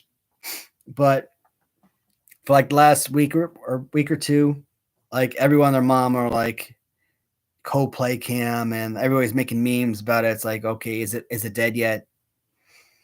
Like everywhere you look, that's all you saw. It's like, all right, enough with this already. uh, Current WWE, man, I have not. Well, actually, that's a lie. I can't say that anymore. About 2 months ago, for the first time in like 28 years, I watched Raw on Netflix, Monday Night Raw on Netflix. And that was the first time I watched live wrestling since like 1997 ish, maybe 98, but I want to say 97, sometime in 97 was like the last time I watched wrestling. So a lot of the modern day wrestling is, I just kind of learn about through the grapevine. Now, yes, your Royal Rumbles and stuff, like I will watch past Rumbles, like your 2015 Rumble, 2005 Rumble, all of the women's Royal Rumbles. Like I watched those on like YouTube, much later on.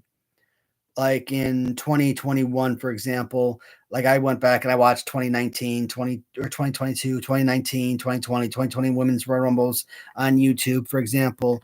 But like I wasn't watching any of wrestling during that time. I was just going back and watching those events on YouTube, what have you. So, like, I don't really know who the wrestlers are or anything. I just kind of learn about them through that, or like Asuke and Bailey and Becky Lynch, for example. Like, I learned about them through their participation in those Royal Rumbles, Naomi, etc. I've learned about them through those Royal Rumbles. So, as far as the male Rumbles used to be some of the most enjoyable sporting events ever. And lately, like, I am so freaking bored. Like, I could not stand anything past the 90s, especially the mid 90s, like, are just absolute trash. Horrible.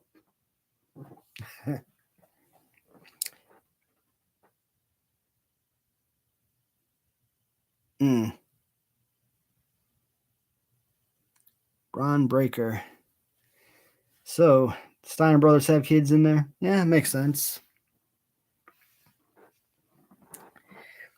Yeah, I know of the fans booing Hogan, but I didn't watch that. I didn't watch it live.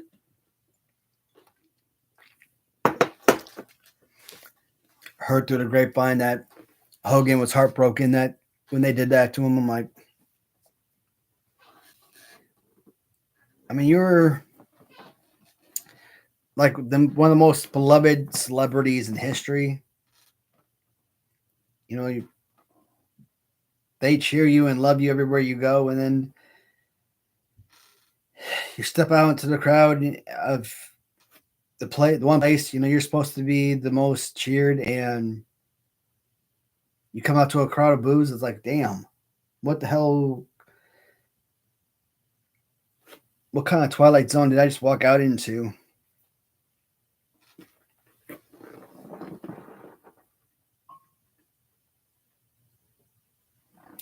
I mean, that would have been such freaking bad taste. I mean, if some crap like that would have happened, I would have loved to see some freaking fans get kicked out.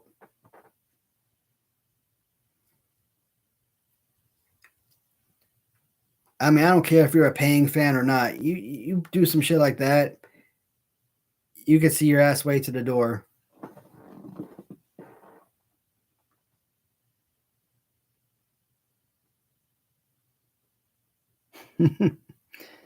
Nice. All right, so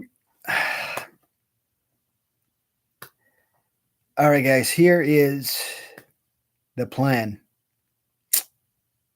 Well, I don't really call it a plan because not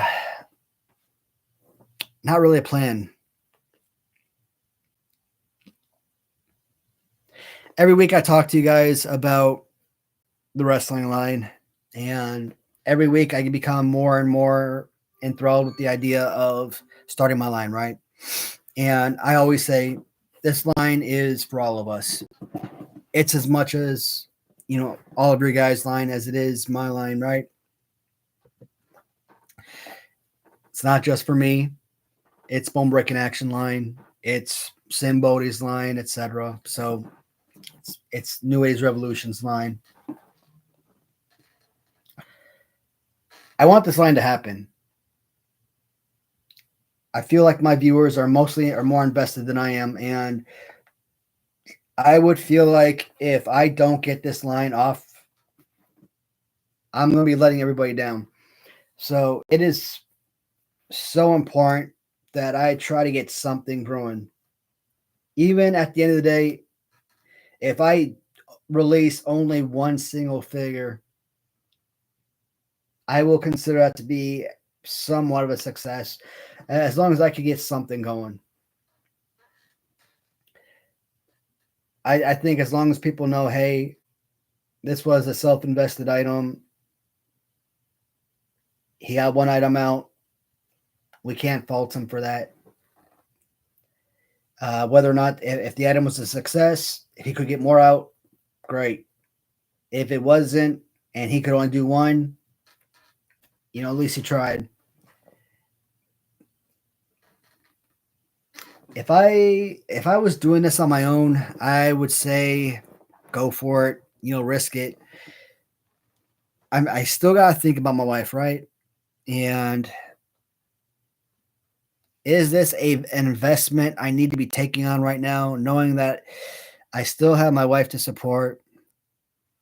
We still got bills. I mean, obviously, with the biggest expenditures knocked out, there's still a little bit of leeway. So, but what happens if something else in the house breaks down, right? I got to be prepared. And I don't want to break even on this. I want to make sure that there's some kind of, good profit on the back end. Like you make 25 grand, you want to earn 50 grand, or you want to make 40 grand or something. You don't want to spend 25 grand and then make 29 grand. Because that's why even do it then, right? That doesn't really do much for you.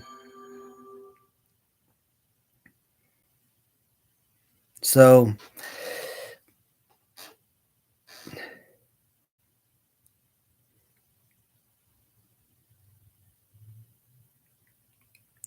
you spend 25 grand, you make 37 grand. You're like, okay, well, at least at 37 grand, you could take that 12 grand profit and you could buy the molds and you don't have to worry about the molds. So you make 37 grand again. Guess what? Your profit has already been made. So you don't have to worry about the molds. paying for the molds or whatnot. So, or maybe you could pay 2 molds this time around.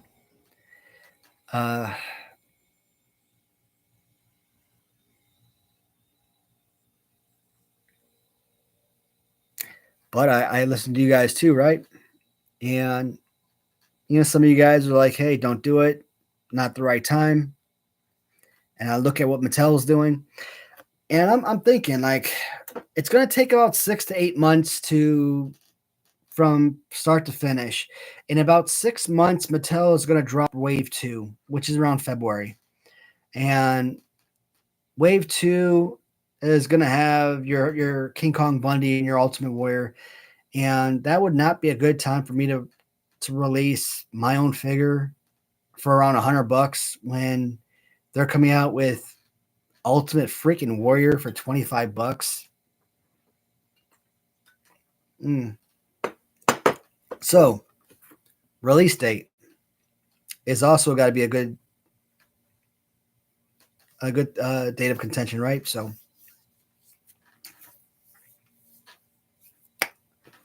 what are you guys thinking? I think I'm gonna have to have you guys do some advertising for me because I can't advertise for myself. Worth the damn, I suck. Might have to ask you guys help to kind of share when the time comes.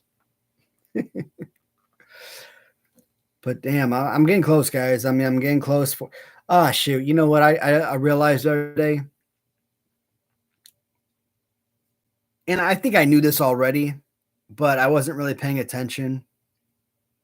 My dumbass, I was up to like what the hell was I at? Like 917, I think. I think I was up to like 917 subscribers at one point. And I decided to get on like Facebook or whatever. I'm like, send out some put a little Facebook note. Hey, everybody, I'm like 917 subscribers. Please consider subscribing to my account. And I hate begging like that, but I'm getting so freaking close to monetization. I'm like, you know what? Might as well. Whatever, every little bit helps. And when you do a Facebook post, it gives you the option to share to other groups you're a part of. I'm like, okay, why not? And then it shows you the different Facebook groups that I'm sharing to. I'm like, okay, so like 1977 LJN Men, WF LJN Superstars, and different like comedy groups and stuff like that, right? AWA Rumco groups, and etc. And so I just been studying to a bunch of these different groups I'm part of. And I realized that my numbers weren't changing. Okay, not a big deal. But as I started, doing new posts, right, I started realizing that the amount of groups that were available to me when I started, doing my post were becoming smaller and smaller. And I'm like, wait a minute, did these people start cutting me off from the Facebook groups? And I'm like, wait a minute. Maybe because you're not allowed to include, Facebook group, YouTube information on your Facebook groups. Maybe that's why. Maybe that's not allowed, and they removed you from the group or something. Like I didn't even think about that at the time. And then that made sense.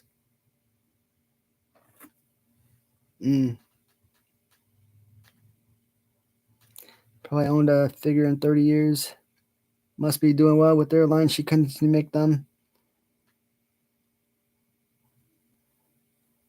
You collecting current figures on store shelves?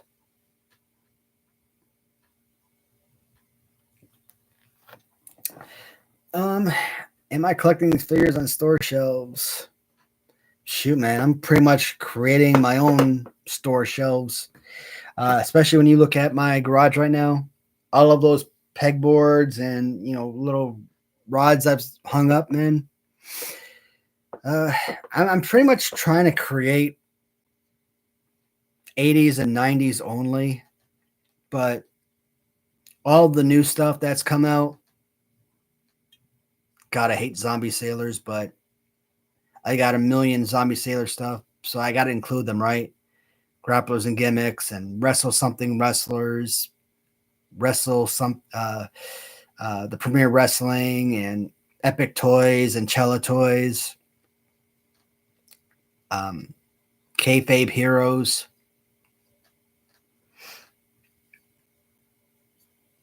Mattel retros. So you got all the Hasbro style wrestling figures. You got all the AW Remcos and all the bootleg style figures.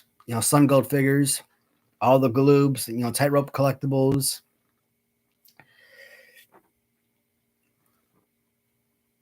Then you've got all of the ringside collectibles and everything that's Remco style type figures, right?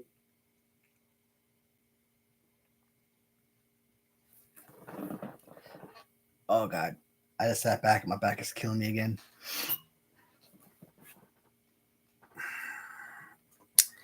Then you throw in LJNs, and you throw in the Toonie and Big Rubber guys, and then you throw in all the LJN customizers. They throw in XOX customs, and then you throw in all the resin figures. Then you throw in the stuff that I'm not even a fan of, right? Like Mattel Elites. Like some of the Mattel Elites, like the sort of thicker boxes. I like the boxing, but the figures I'm not a fan of. But the Jakks Classic Superstars and black boxes, I love the boxes. I hate the figures inside. I don't like that junk. The boxes are great. A lot of the new stuff I will collect just for the sake of saying that I have it as part of the collection. But as far as being a fan of it directly, not really.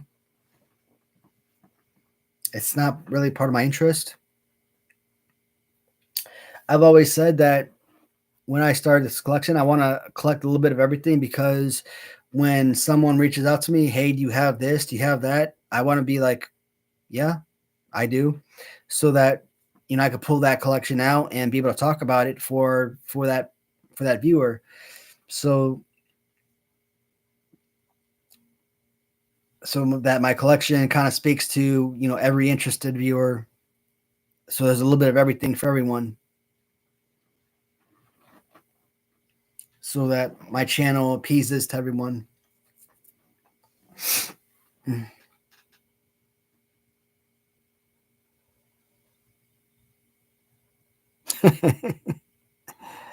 uh, just my darn wife keeps trying to get me to cut my hair. She what's the hairstyle that she sent me the other day? She hold on a second. She's got it right here.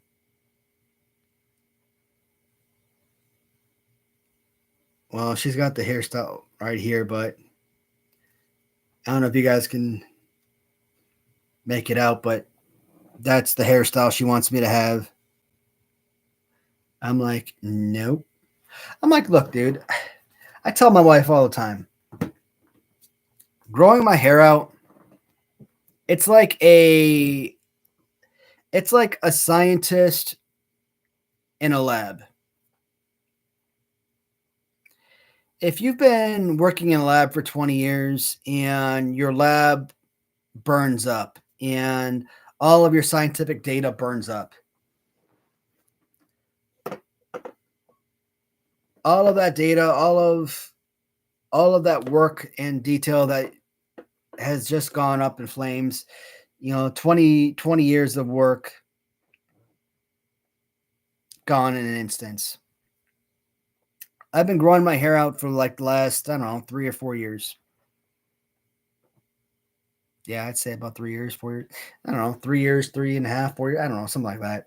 So I feel like if I cut my hair, I'm gonna basically be losing out on all that work, you know. And I don't want to have to start from scratch, even if it's just a little bit of cut here, a little bit. Oh, we're gonna do a little bit of cut here, a little bit of cut there, a little bit of snip here, and we're gonna charge you $75 for that, and then we're gonna ask you another $25 for a tip. I'm like, get the F out of here. No, because that's exactly what hairdressers do. They're going to take a little bit of snip here, a little bit of snip there, charge you $75, and then still want to charge you another $30 plus for freaking tips. Like, dude, you're a freaking hairdresser. Your job is to cut hair. What the hell do you need a tip for? Tipping freaking culture. That's what I need to freaking make a damn video about. That drives me nuts. Another time. Maybe not this video. But I'm not paying you $100 freaking dollars to snip, snip.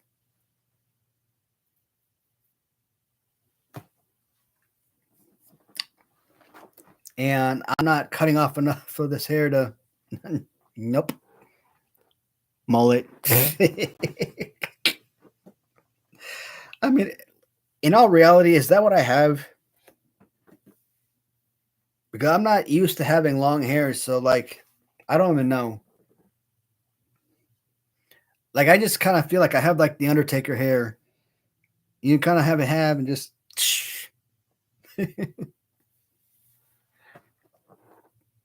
but that's what my wife called it. Like, you got a mullet. I'm like, if you say so.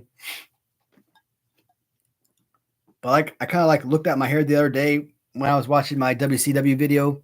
And I kept like looking down as I pick up my fingers off the floor.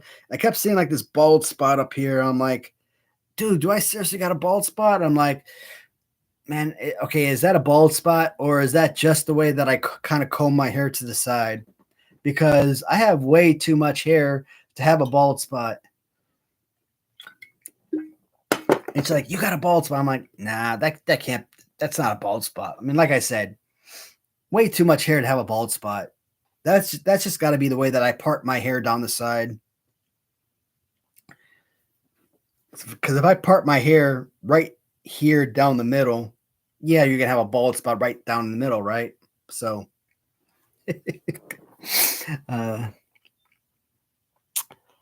bought a few varieties to see what all the fuss is about. All the newer figures with all the articulation, but I prefer the Elgin style retro since that's what I grew up with. Yep.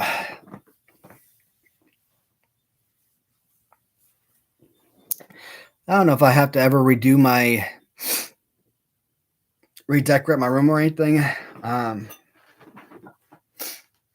of looking at guys like Jammers, even A's Revolution, man, like they're always kind of like changing up the room and talking about how they need to change out the layout of the room, that they can't keep it the same forever. Me, I kind of like I like stability. I like the way that my setup is, but is there anything that like really speaks to me more than anything else? Like on one side of the wall downstairs, when I film my video, on the one back over my right shoulder, I used to have all my grapplers and gimmicks, orange card figures. Like I used to have like the Smoke Train figures, and I used to have like the Mabel, Mo, and then as you get further and further down, it'd be like the Godwins, for example, what have you. Well, I moved all the grapplers and gimmicks into the garage, so now I have the Simba figures on that back wall. But I got so used to having all of the grapplers and gimmicks in that spot that now it just looks weird without having the grapplers and gimmicks in that spot. Or in the one area on the white rack, on the white shelf, I'm so used to having all the black cards with the Jakks Pacific Classic Superstars, and now for the last several months, I've been having the loose figures for big rubber guys in that open slot, and I'm thinking about possibly moving Latuni in one of the other shelves. But does that mean more to me than the black cards of the Jack Pacific? Maybe, because I've got Jack Pacific basically scattered all over the room, and in the garage I put up those pegboards with the metal rods. I can start moving all the black cards into there. But do I want to do that? They still don't give me the option to look at them face forward. The way that they're displayed now, you kind of look at them like a book. We got to pull them out to look at them like so. But if I put them on the pegboard, you still got to kind of look at them on the side, kind of go through them. Again, like on a pegboard. So I don't know which one is better.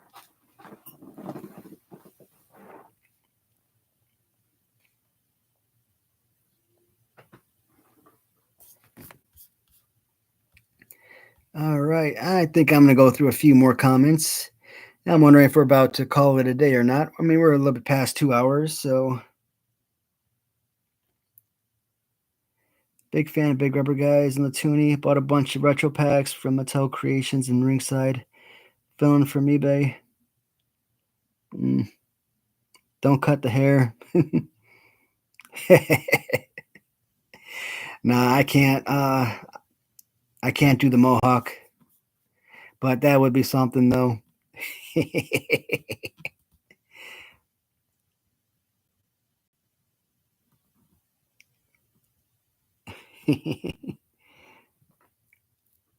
So I picked some of the Top Rope collectibles. I don't think.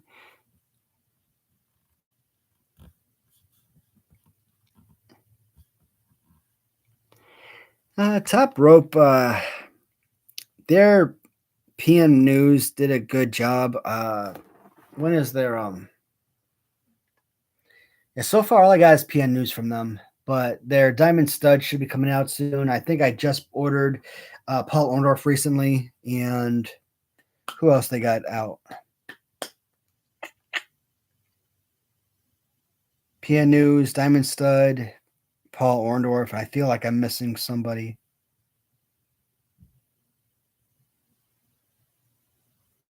I feel like there's at least one more that I'm missing, but at least we know that PM News and Diamond Stud were two of the original Series 3 unreleased Galoob figures. So it's nice that you're at least getting, a couple of, those figures to kind of fill in your Galoob batch. But how does that impact, your Kevin Pelkey figures that were produced? So for those fans who bought from Kevin Pelkey and got the Series 3 figures, the unreleased Galoob that should have been made way back when, but never were. Which I actually got my Kevin Pelkey figures several months ago, and I got them unpainted, of course, and I sent them out to my buddy to be painted, and I sent them out to my buddy, and I paid him immediately. I was hoping that those would be going to be paint. I was hoping if I paid him immediately that he was going to paint them immediately and send them back to me, but it's been months later, and I'm still waiting for them to get back to me, but he still hasn't worked on them yet. So I was hoping to have him back by now because of the Tuesday show, but it's not going to happen, which means I'm not going to be able to complete the Tuesday show and have the Series 3 done, which kind of sucks. But when the time comes and I do get those figures back, I'll just have to have them be its own separate show. It won't be part of the Tuesday show, though. But when they are ready, those things are going to be amazing. They could be a really nice addition for the Galoobs.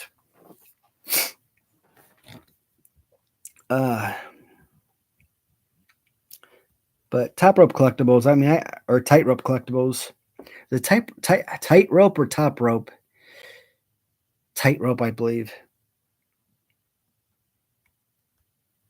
I always get the darn name wrong. Are doing amazing things, though.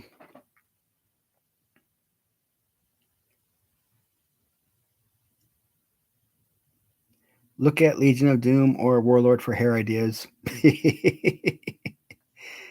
uh,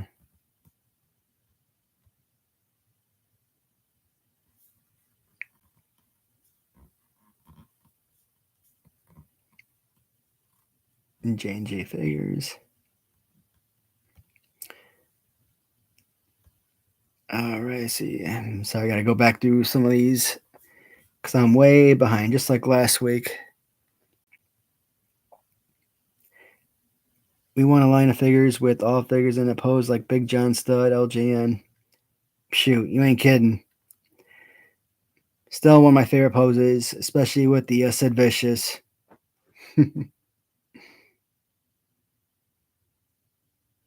Collect what you love, 100%. Buff Bagwell.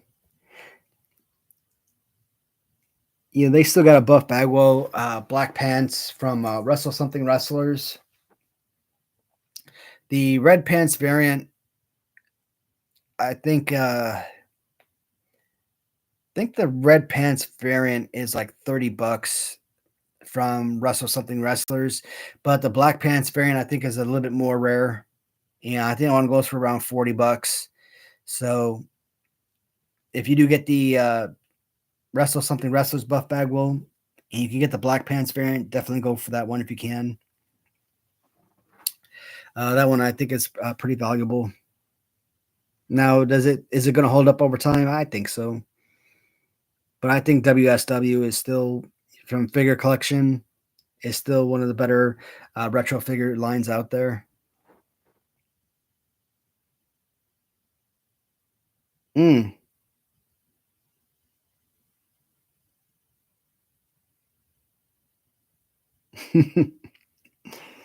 I saw that video with Maven. Sounds like Buff is in good spirits, though. It is Top Rope.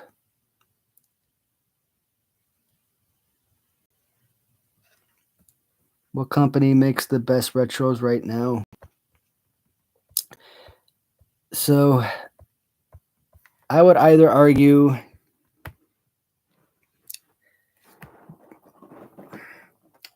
I don't know. It depends on which is your prerogative. Because if you want something that's the most Hasbro-esque, I would say that Grapplers and Gimmicks gives you the most closely resembles Hasbro figures. But if you want something that's the highest quality, I think the KWK figures are probably the most. I hate the term "bang for your buck," but I think KWK are probably the most valuable figures in my opinion. So, Wrestle Something Wrestlers, Grapplers and Gimmicks, and KWK Kayfabe Heroes are, in my opinion, the top three best retro figures in terms of Hasbro style figures. So obviously, there was a time, and sometimes it still holds true, that Grapplers and Gimmicks did kind of fall out of favor with me. I will still give Mitch and I'll still give Grapplers and Gimmicks their shout out when their figures are amazing, and when their figures are not so amazing, I will say so. But more times than not, their figures are pretty much on par with what I'm looking for in an action figure. Wrestle Something Wrestlers, their pieces are incredible. Epic Toys, again, they're right there, absolute elite. The only reason I probably don't put Epic Toys much higher, there are a couple of figures that really screw the pooch in terms of quality. With their Diamond Dallas Page, with his removable arms, magnetic removable arms, and with Demolition with their removable magnetic heads, those figures really screwed up for that line. If they were just regular figures with no magnetic removable pieces, they would have been absolutely insane, sensationally amazing. But they used those magnets and it killed it. Otherwise, Epic Toys is one of the best out there. I know a lot of people are going to say Mattel Retros are based on Hasbro, but they don't necessarily have the same width, the same look as Hasbro. They try their best, but it's its own flavor and it's not the same look, same quality, same pose. So it's I don't really like Mattel Retros the same way. And especially with the jumpers with the hands like so, probably the worst action figure ever made. When they give the jumpers like stupid.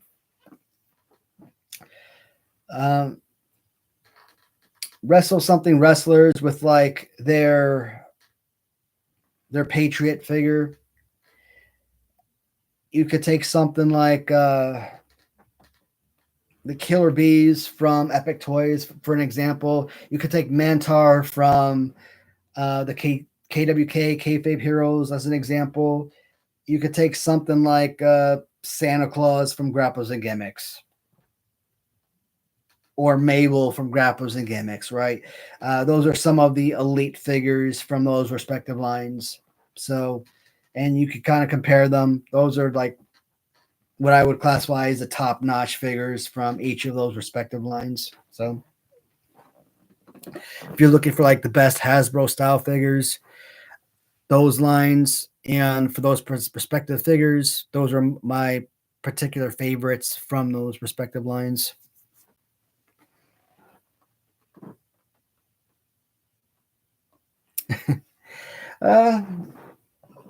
The Sweet Blackberry, it's not so bad. I mean, this right here, it's only 12.5% alcohol by volume, so I mean, it's not so bad.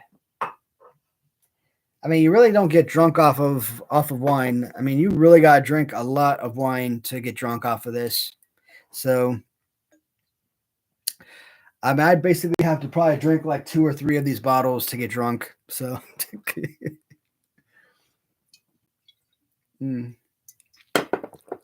yeah. Yeah, like I said, 12.5%. I'd have to probably more like 4 bottles to drink to get drunk off of that.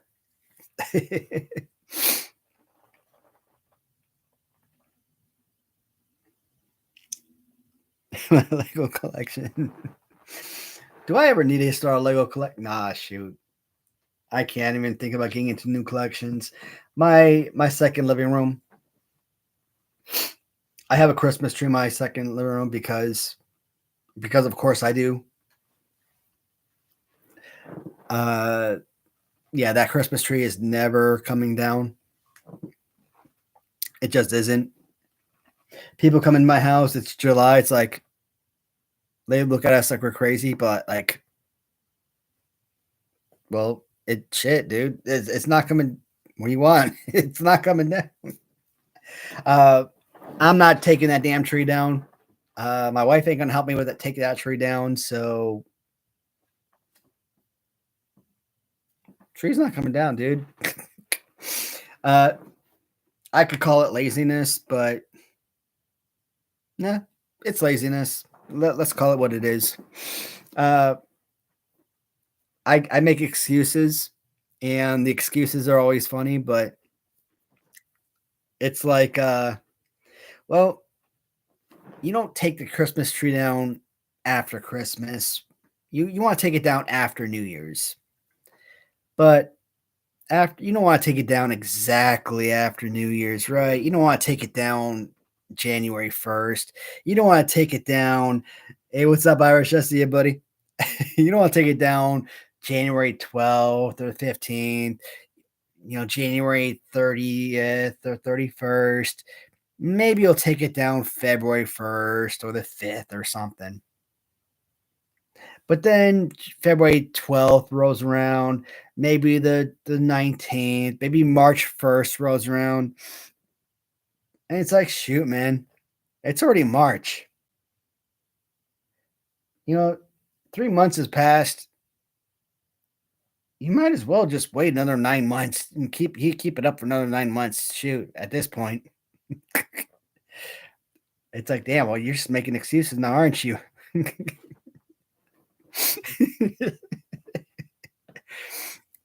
By this point, 6 months rolls around. Well, shoot, it's been up 6 months. You might as well keep it up for another 6 months. September, it's been up 9 months. You might as well keep it up another 3 months.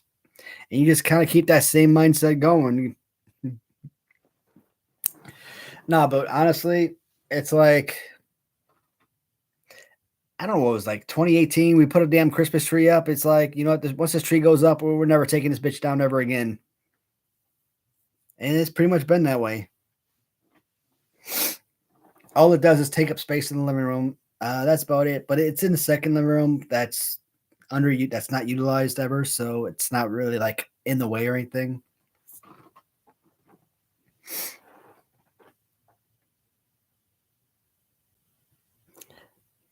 Love to build them. The bottle takes up room, taking up a price suck, but you need to do it to store them. You need to store, I think.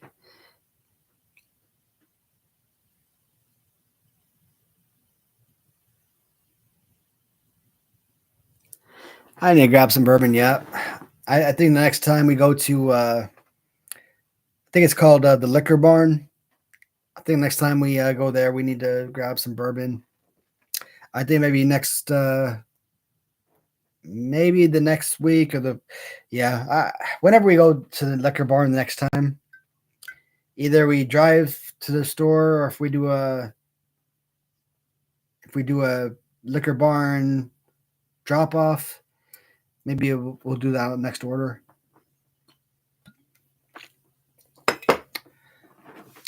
But I like the Christmas tree because I like when I'm sitting down playing my baseball game or something, right? Turn on the buttons, have the Christmas tree lit up. But I haven't played my baseball game in a million years, so I haven't had that Christmas tree on forever.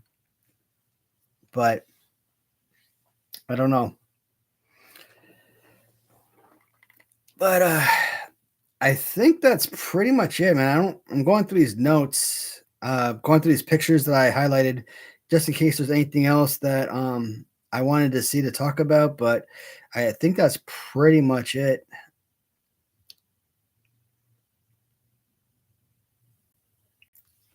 Yeah, there's not anything else that looks like. I see 80s Revolution is live right now. Unless we want to tune in to 80s Revolution live and see what he has to say.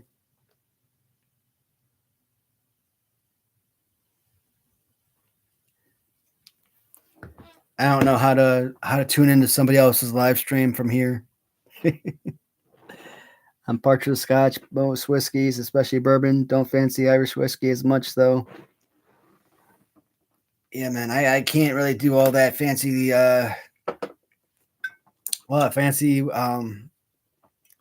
hard alcohol, man. That's why I always got to have myself a little chaser.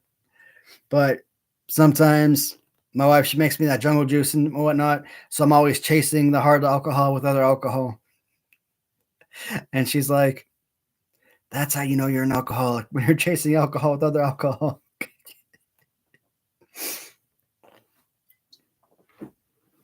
Well, if the alcohol drink tastes good or is drinkable, then it's fine. Then that way I don't have to chase it with pop or an energy drink or whatnot. So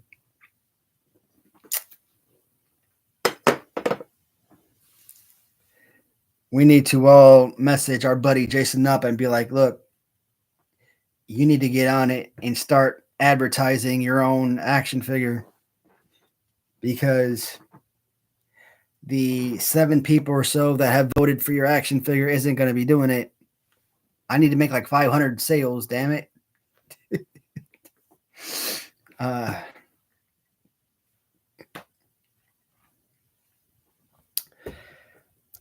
But yeah, I need to actually reach out to Sinbody again and ask him. I might have to pay for my next figure, the pirate drunken, the foul mouth drunkard version of me, because I can't get out the Jason Nupp figure without having the drunken foul mouth drunkard version of myself out there, because those two figures need to be sold in tandem.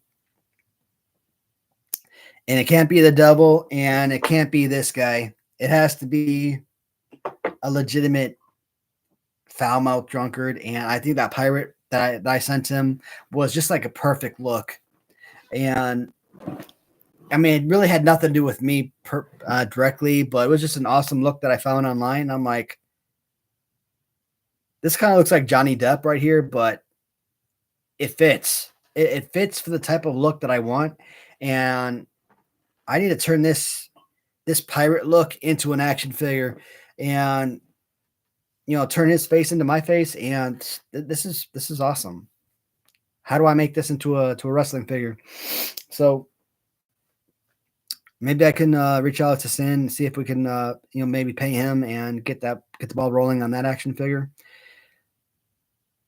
Maybe that becomes my initial release. I don't know. But nah, I have to be straight. I have to be smart about it, right? Let's keep it at Jason. Let's keep it at that one, so that we're not confusing anybody. So everybody knows what to expect.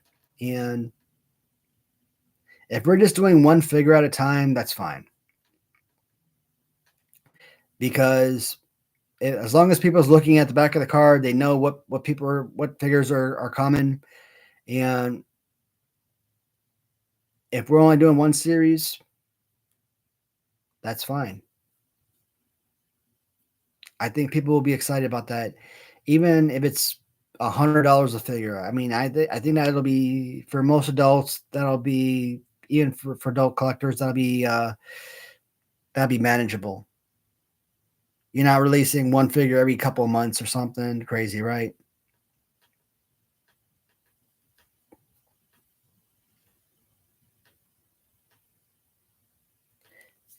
I think I'm going to do it. I think I'm going to reach out to Ahmad, and I think I am going to go ahead and pull the trigger on that.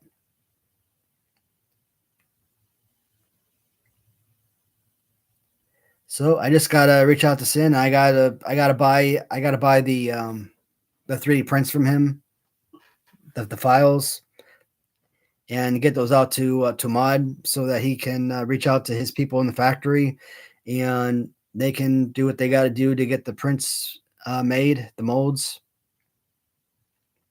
And I just got to figure out how to get them paid, obviously.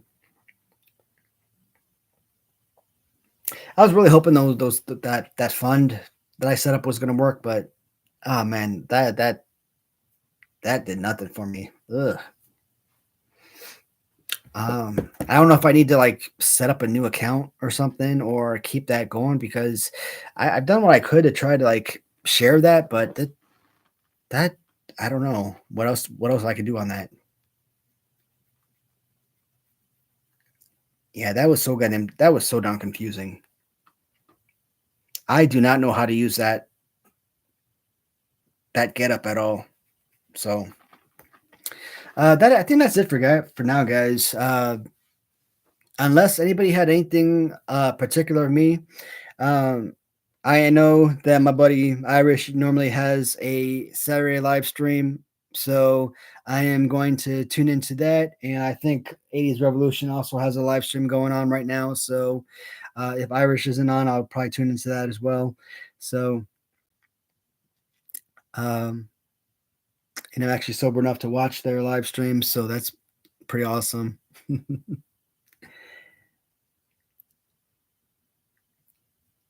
All right, awesome. So, guys, as always, just want to say thank you so much for tuning in this week and every week, of course. And I don't know what I'm going to be talking about next week. Maybe we'll talk about this again, because I love talking about this. But hopefully next week I'll talk to Ahmad and we'll have some more information, and there'll be some new updates. But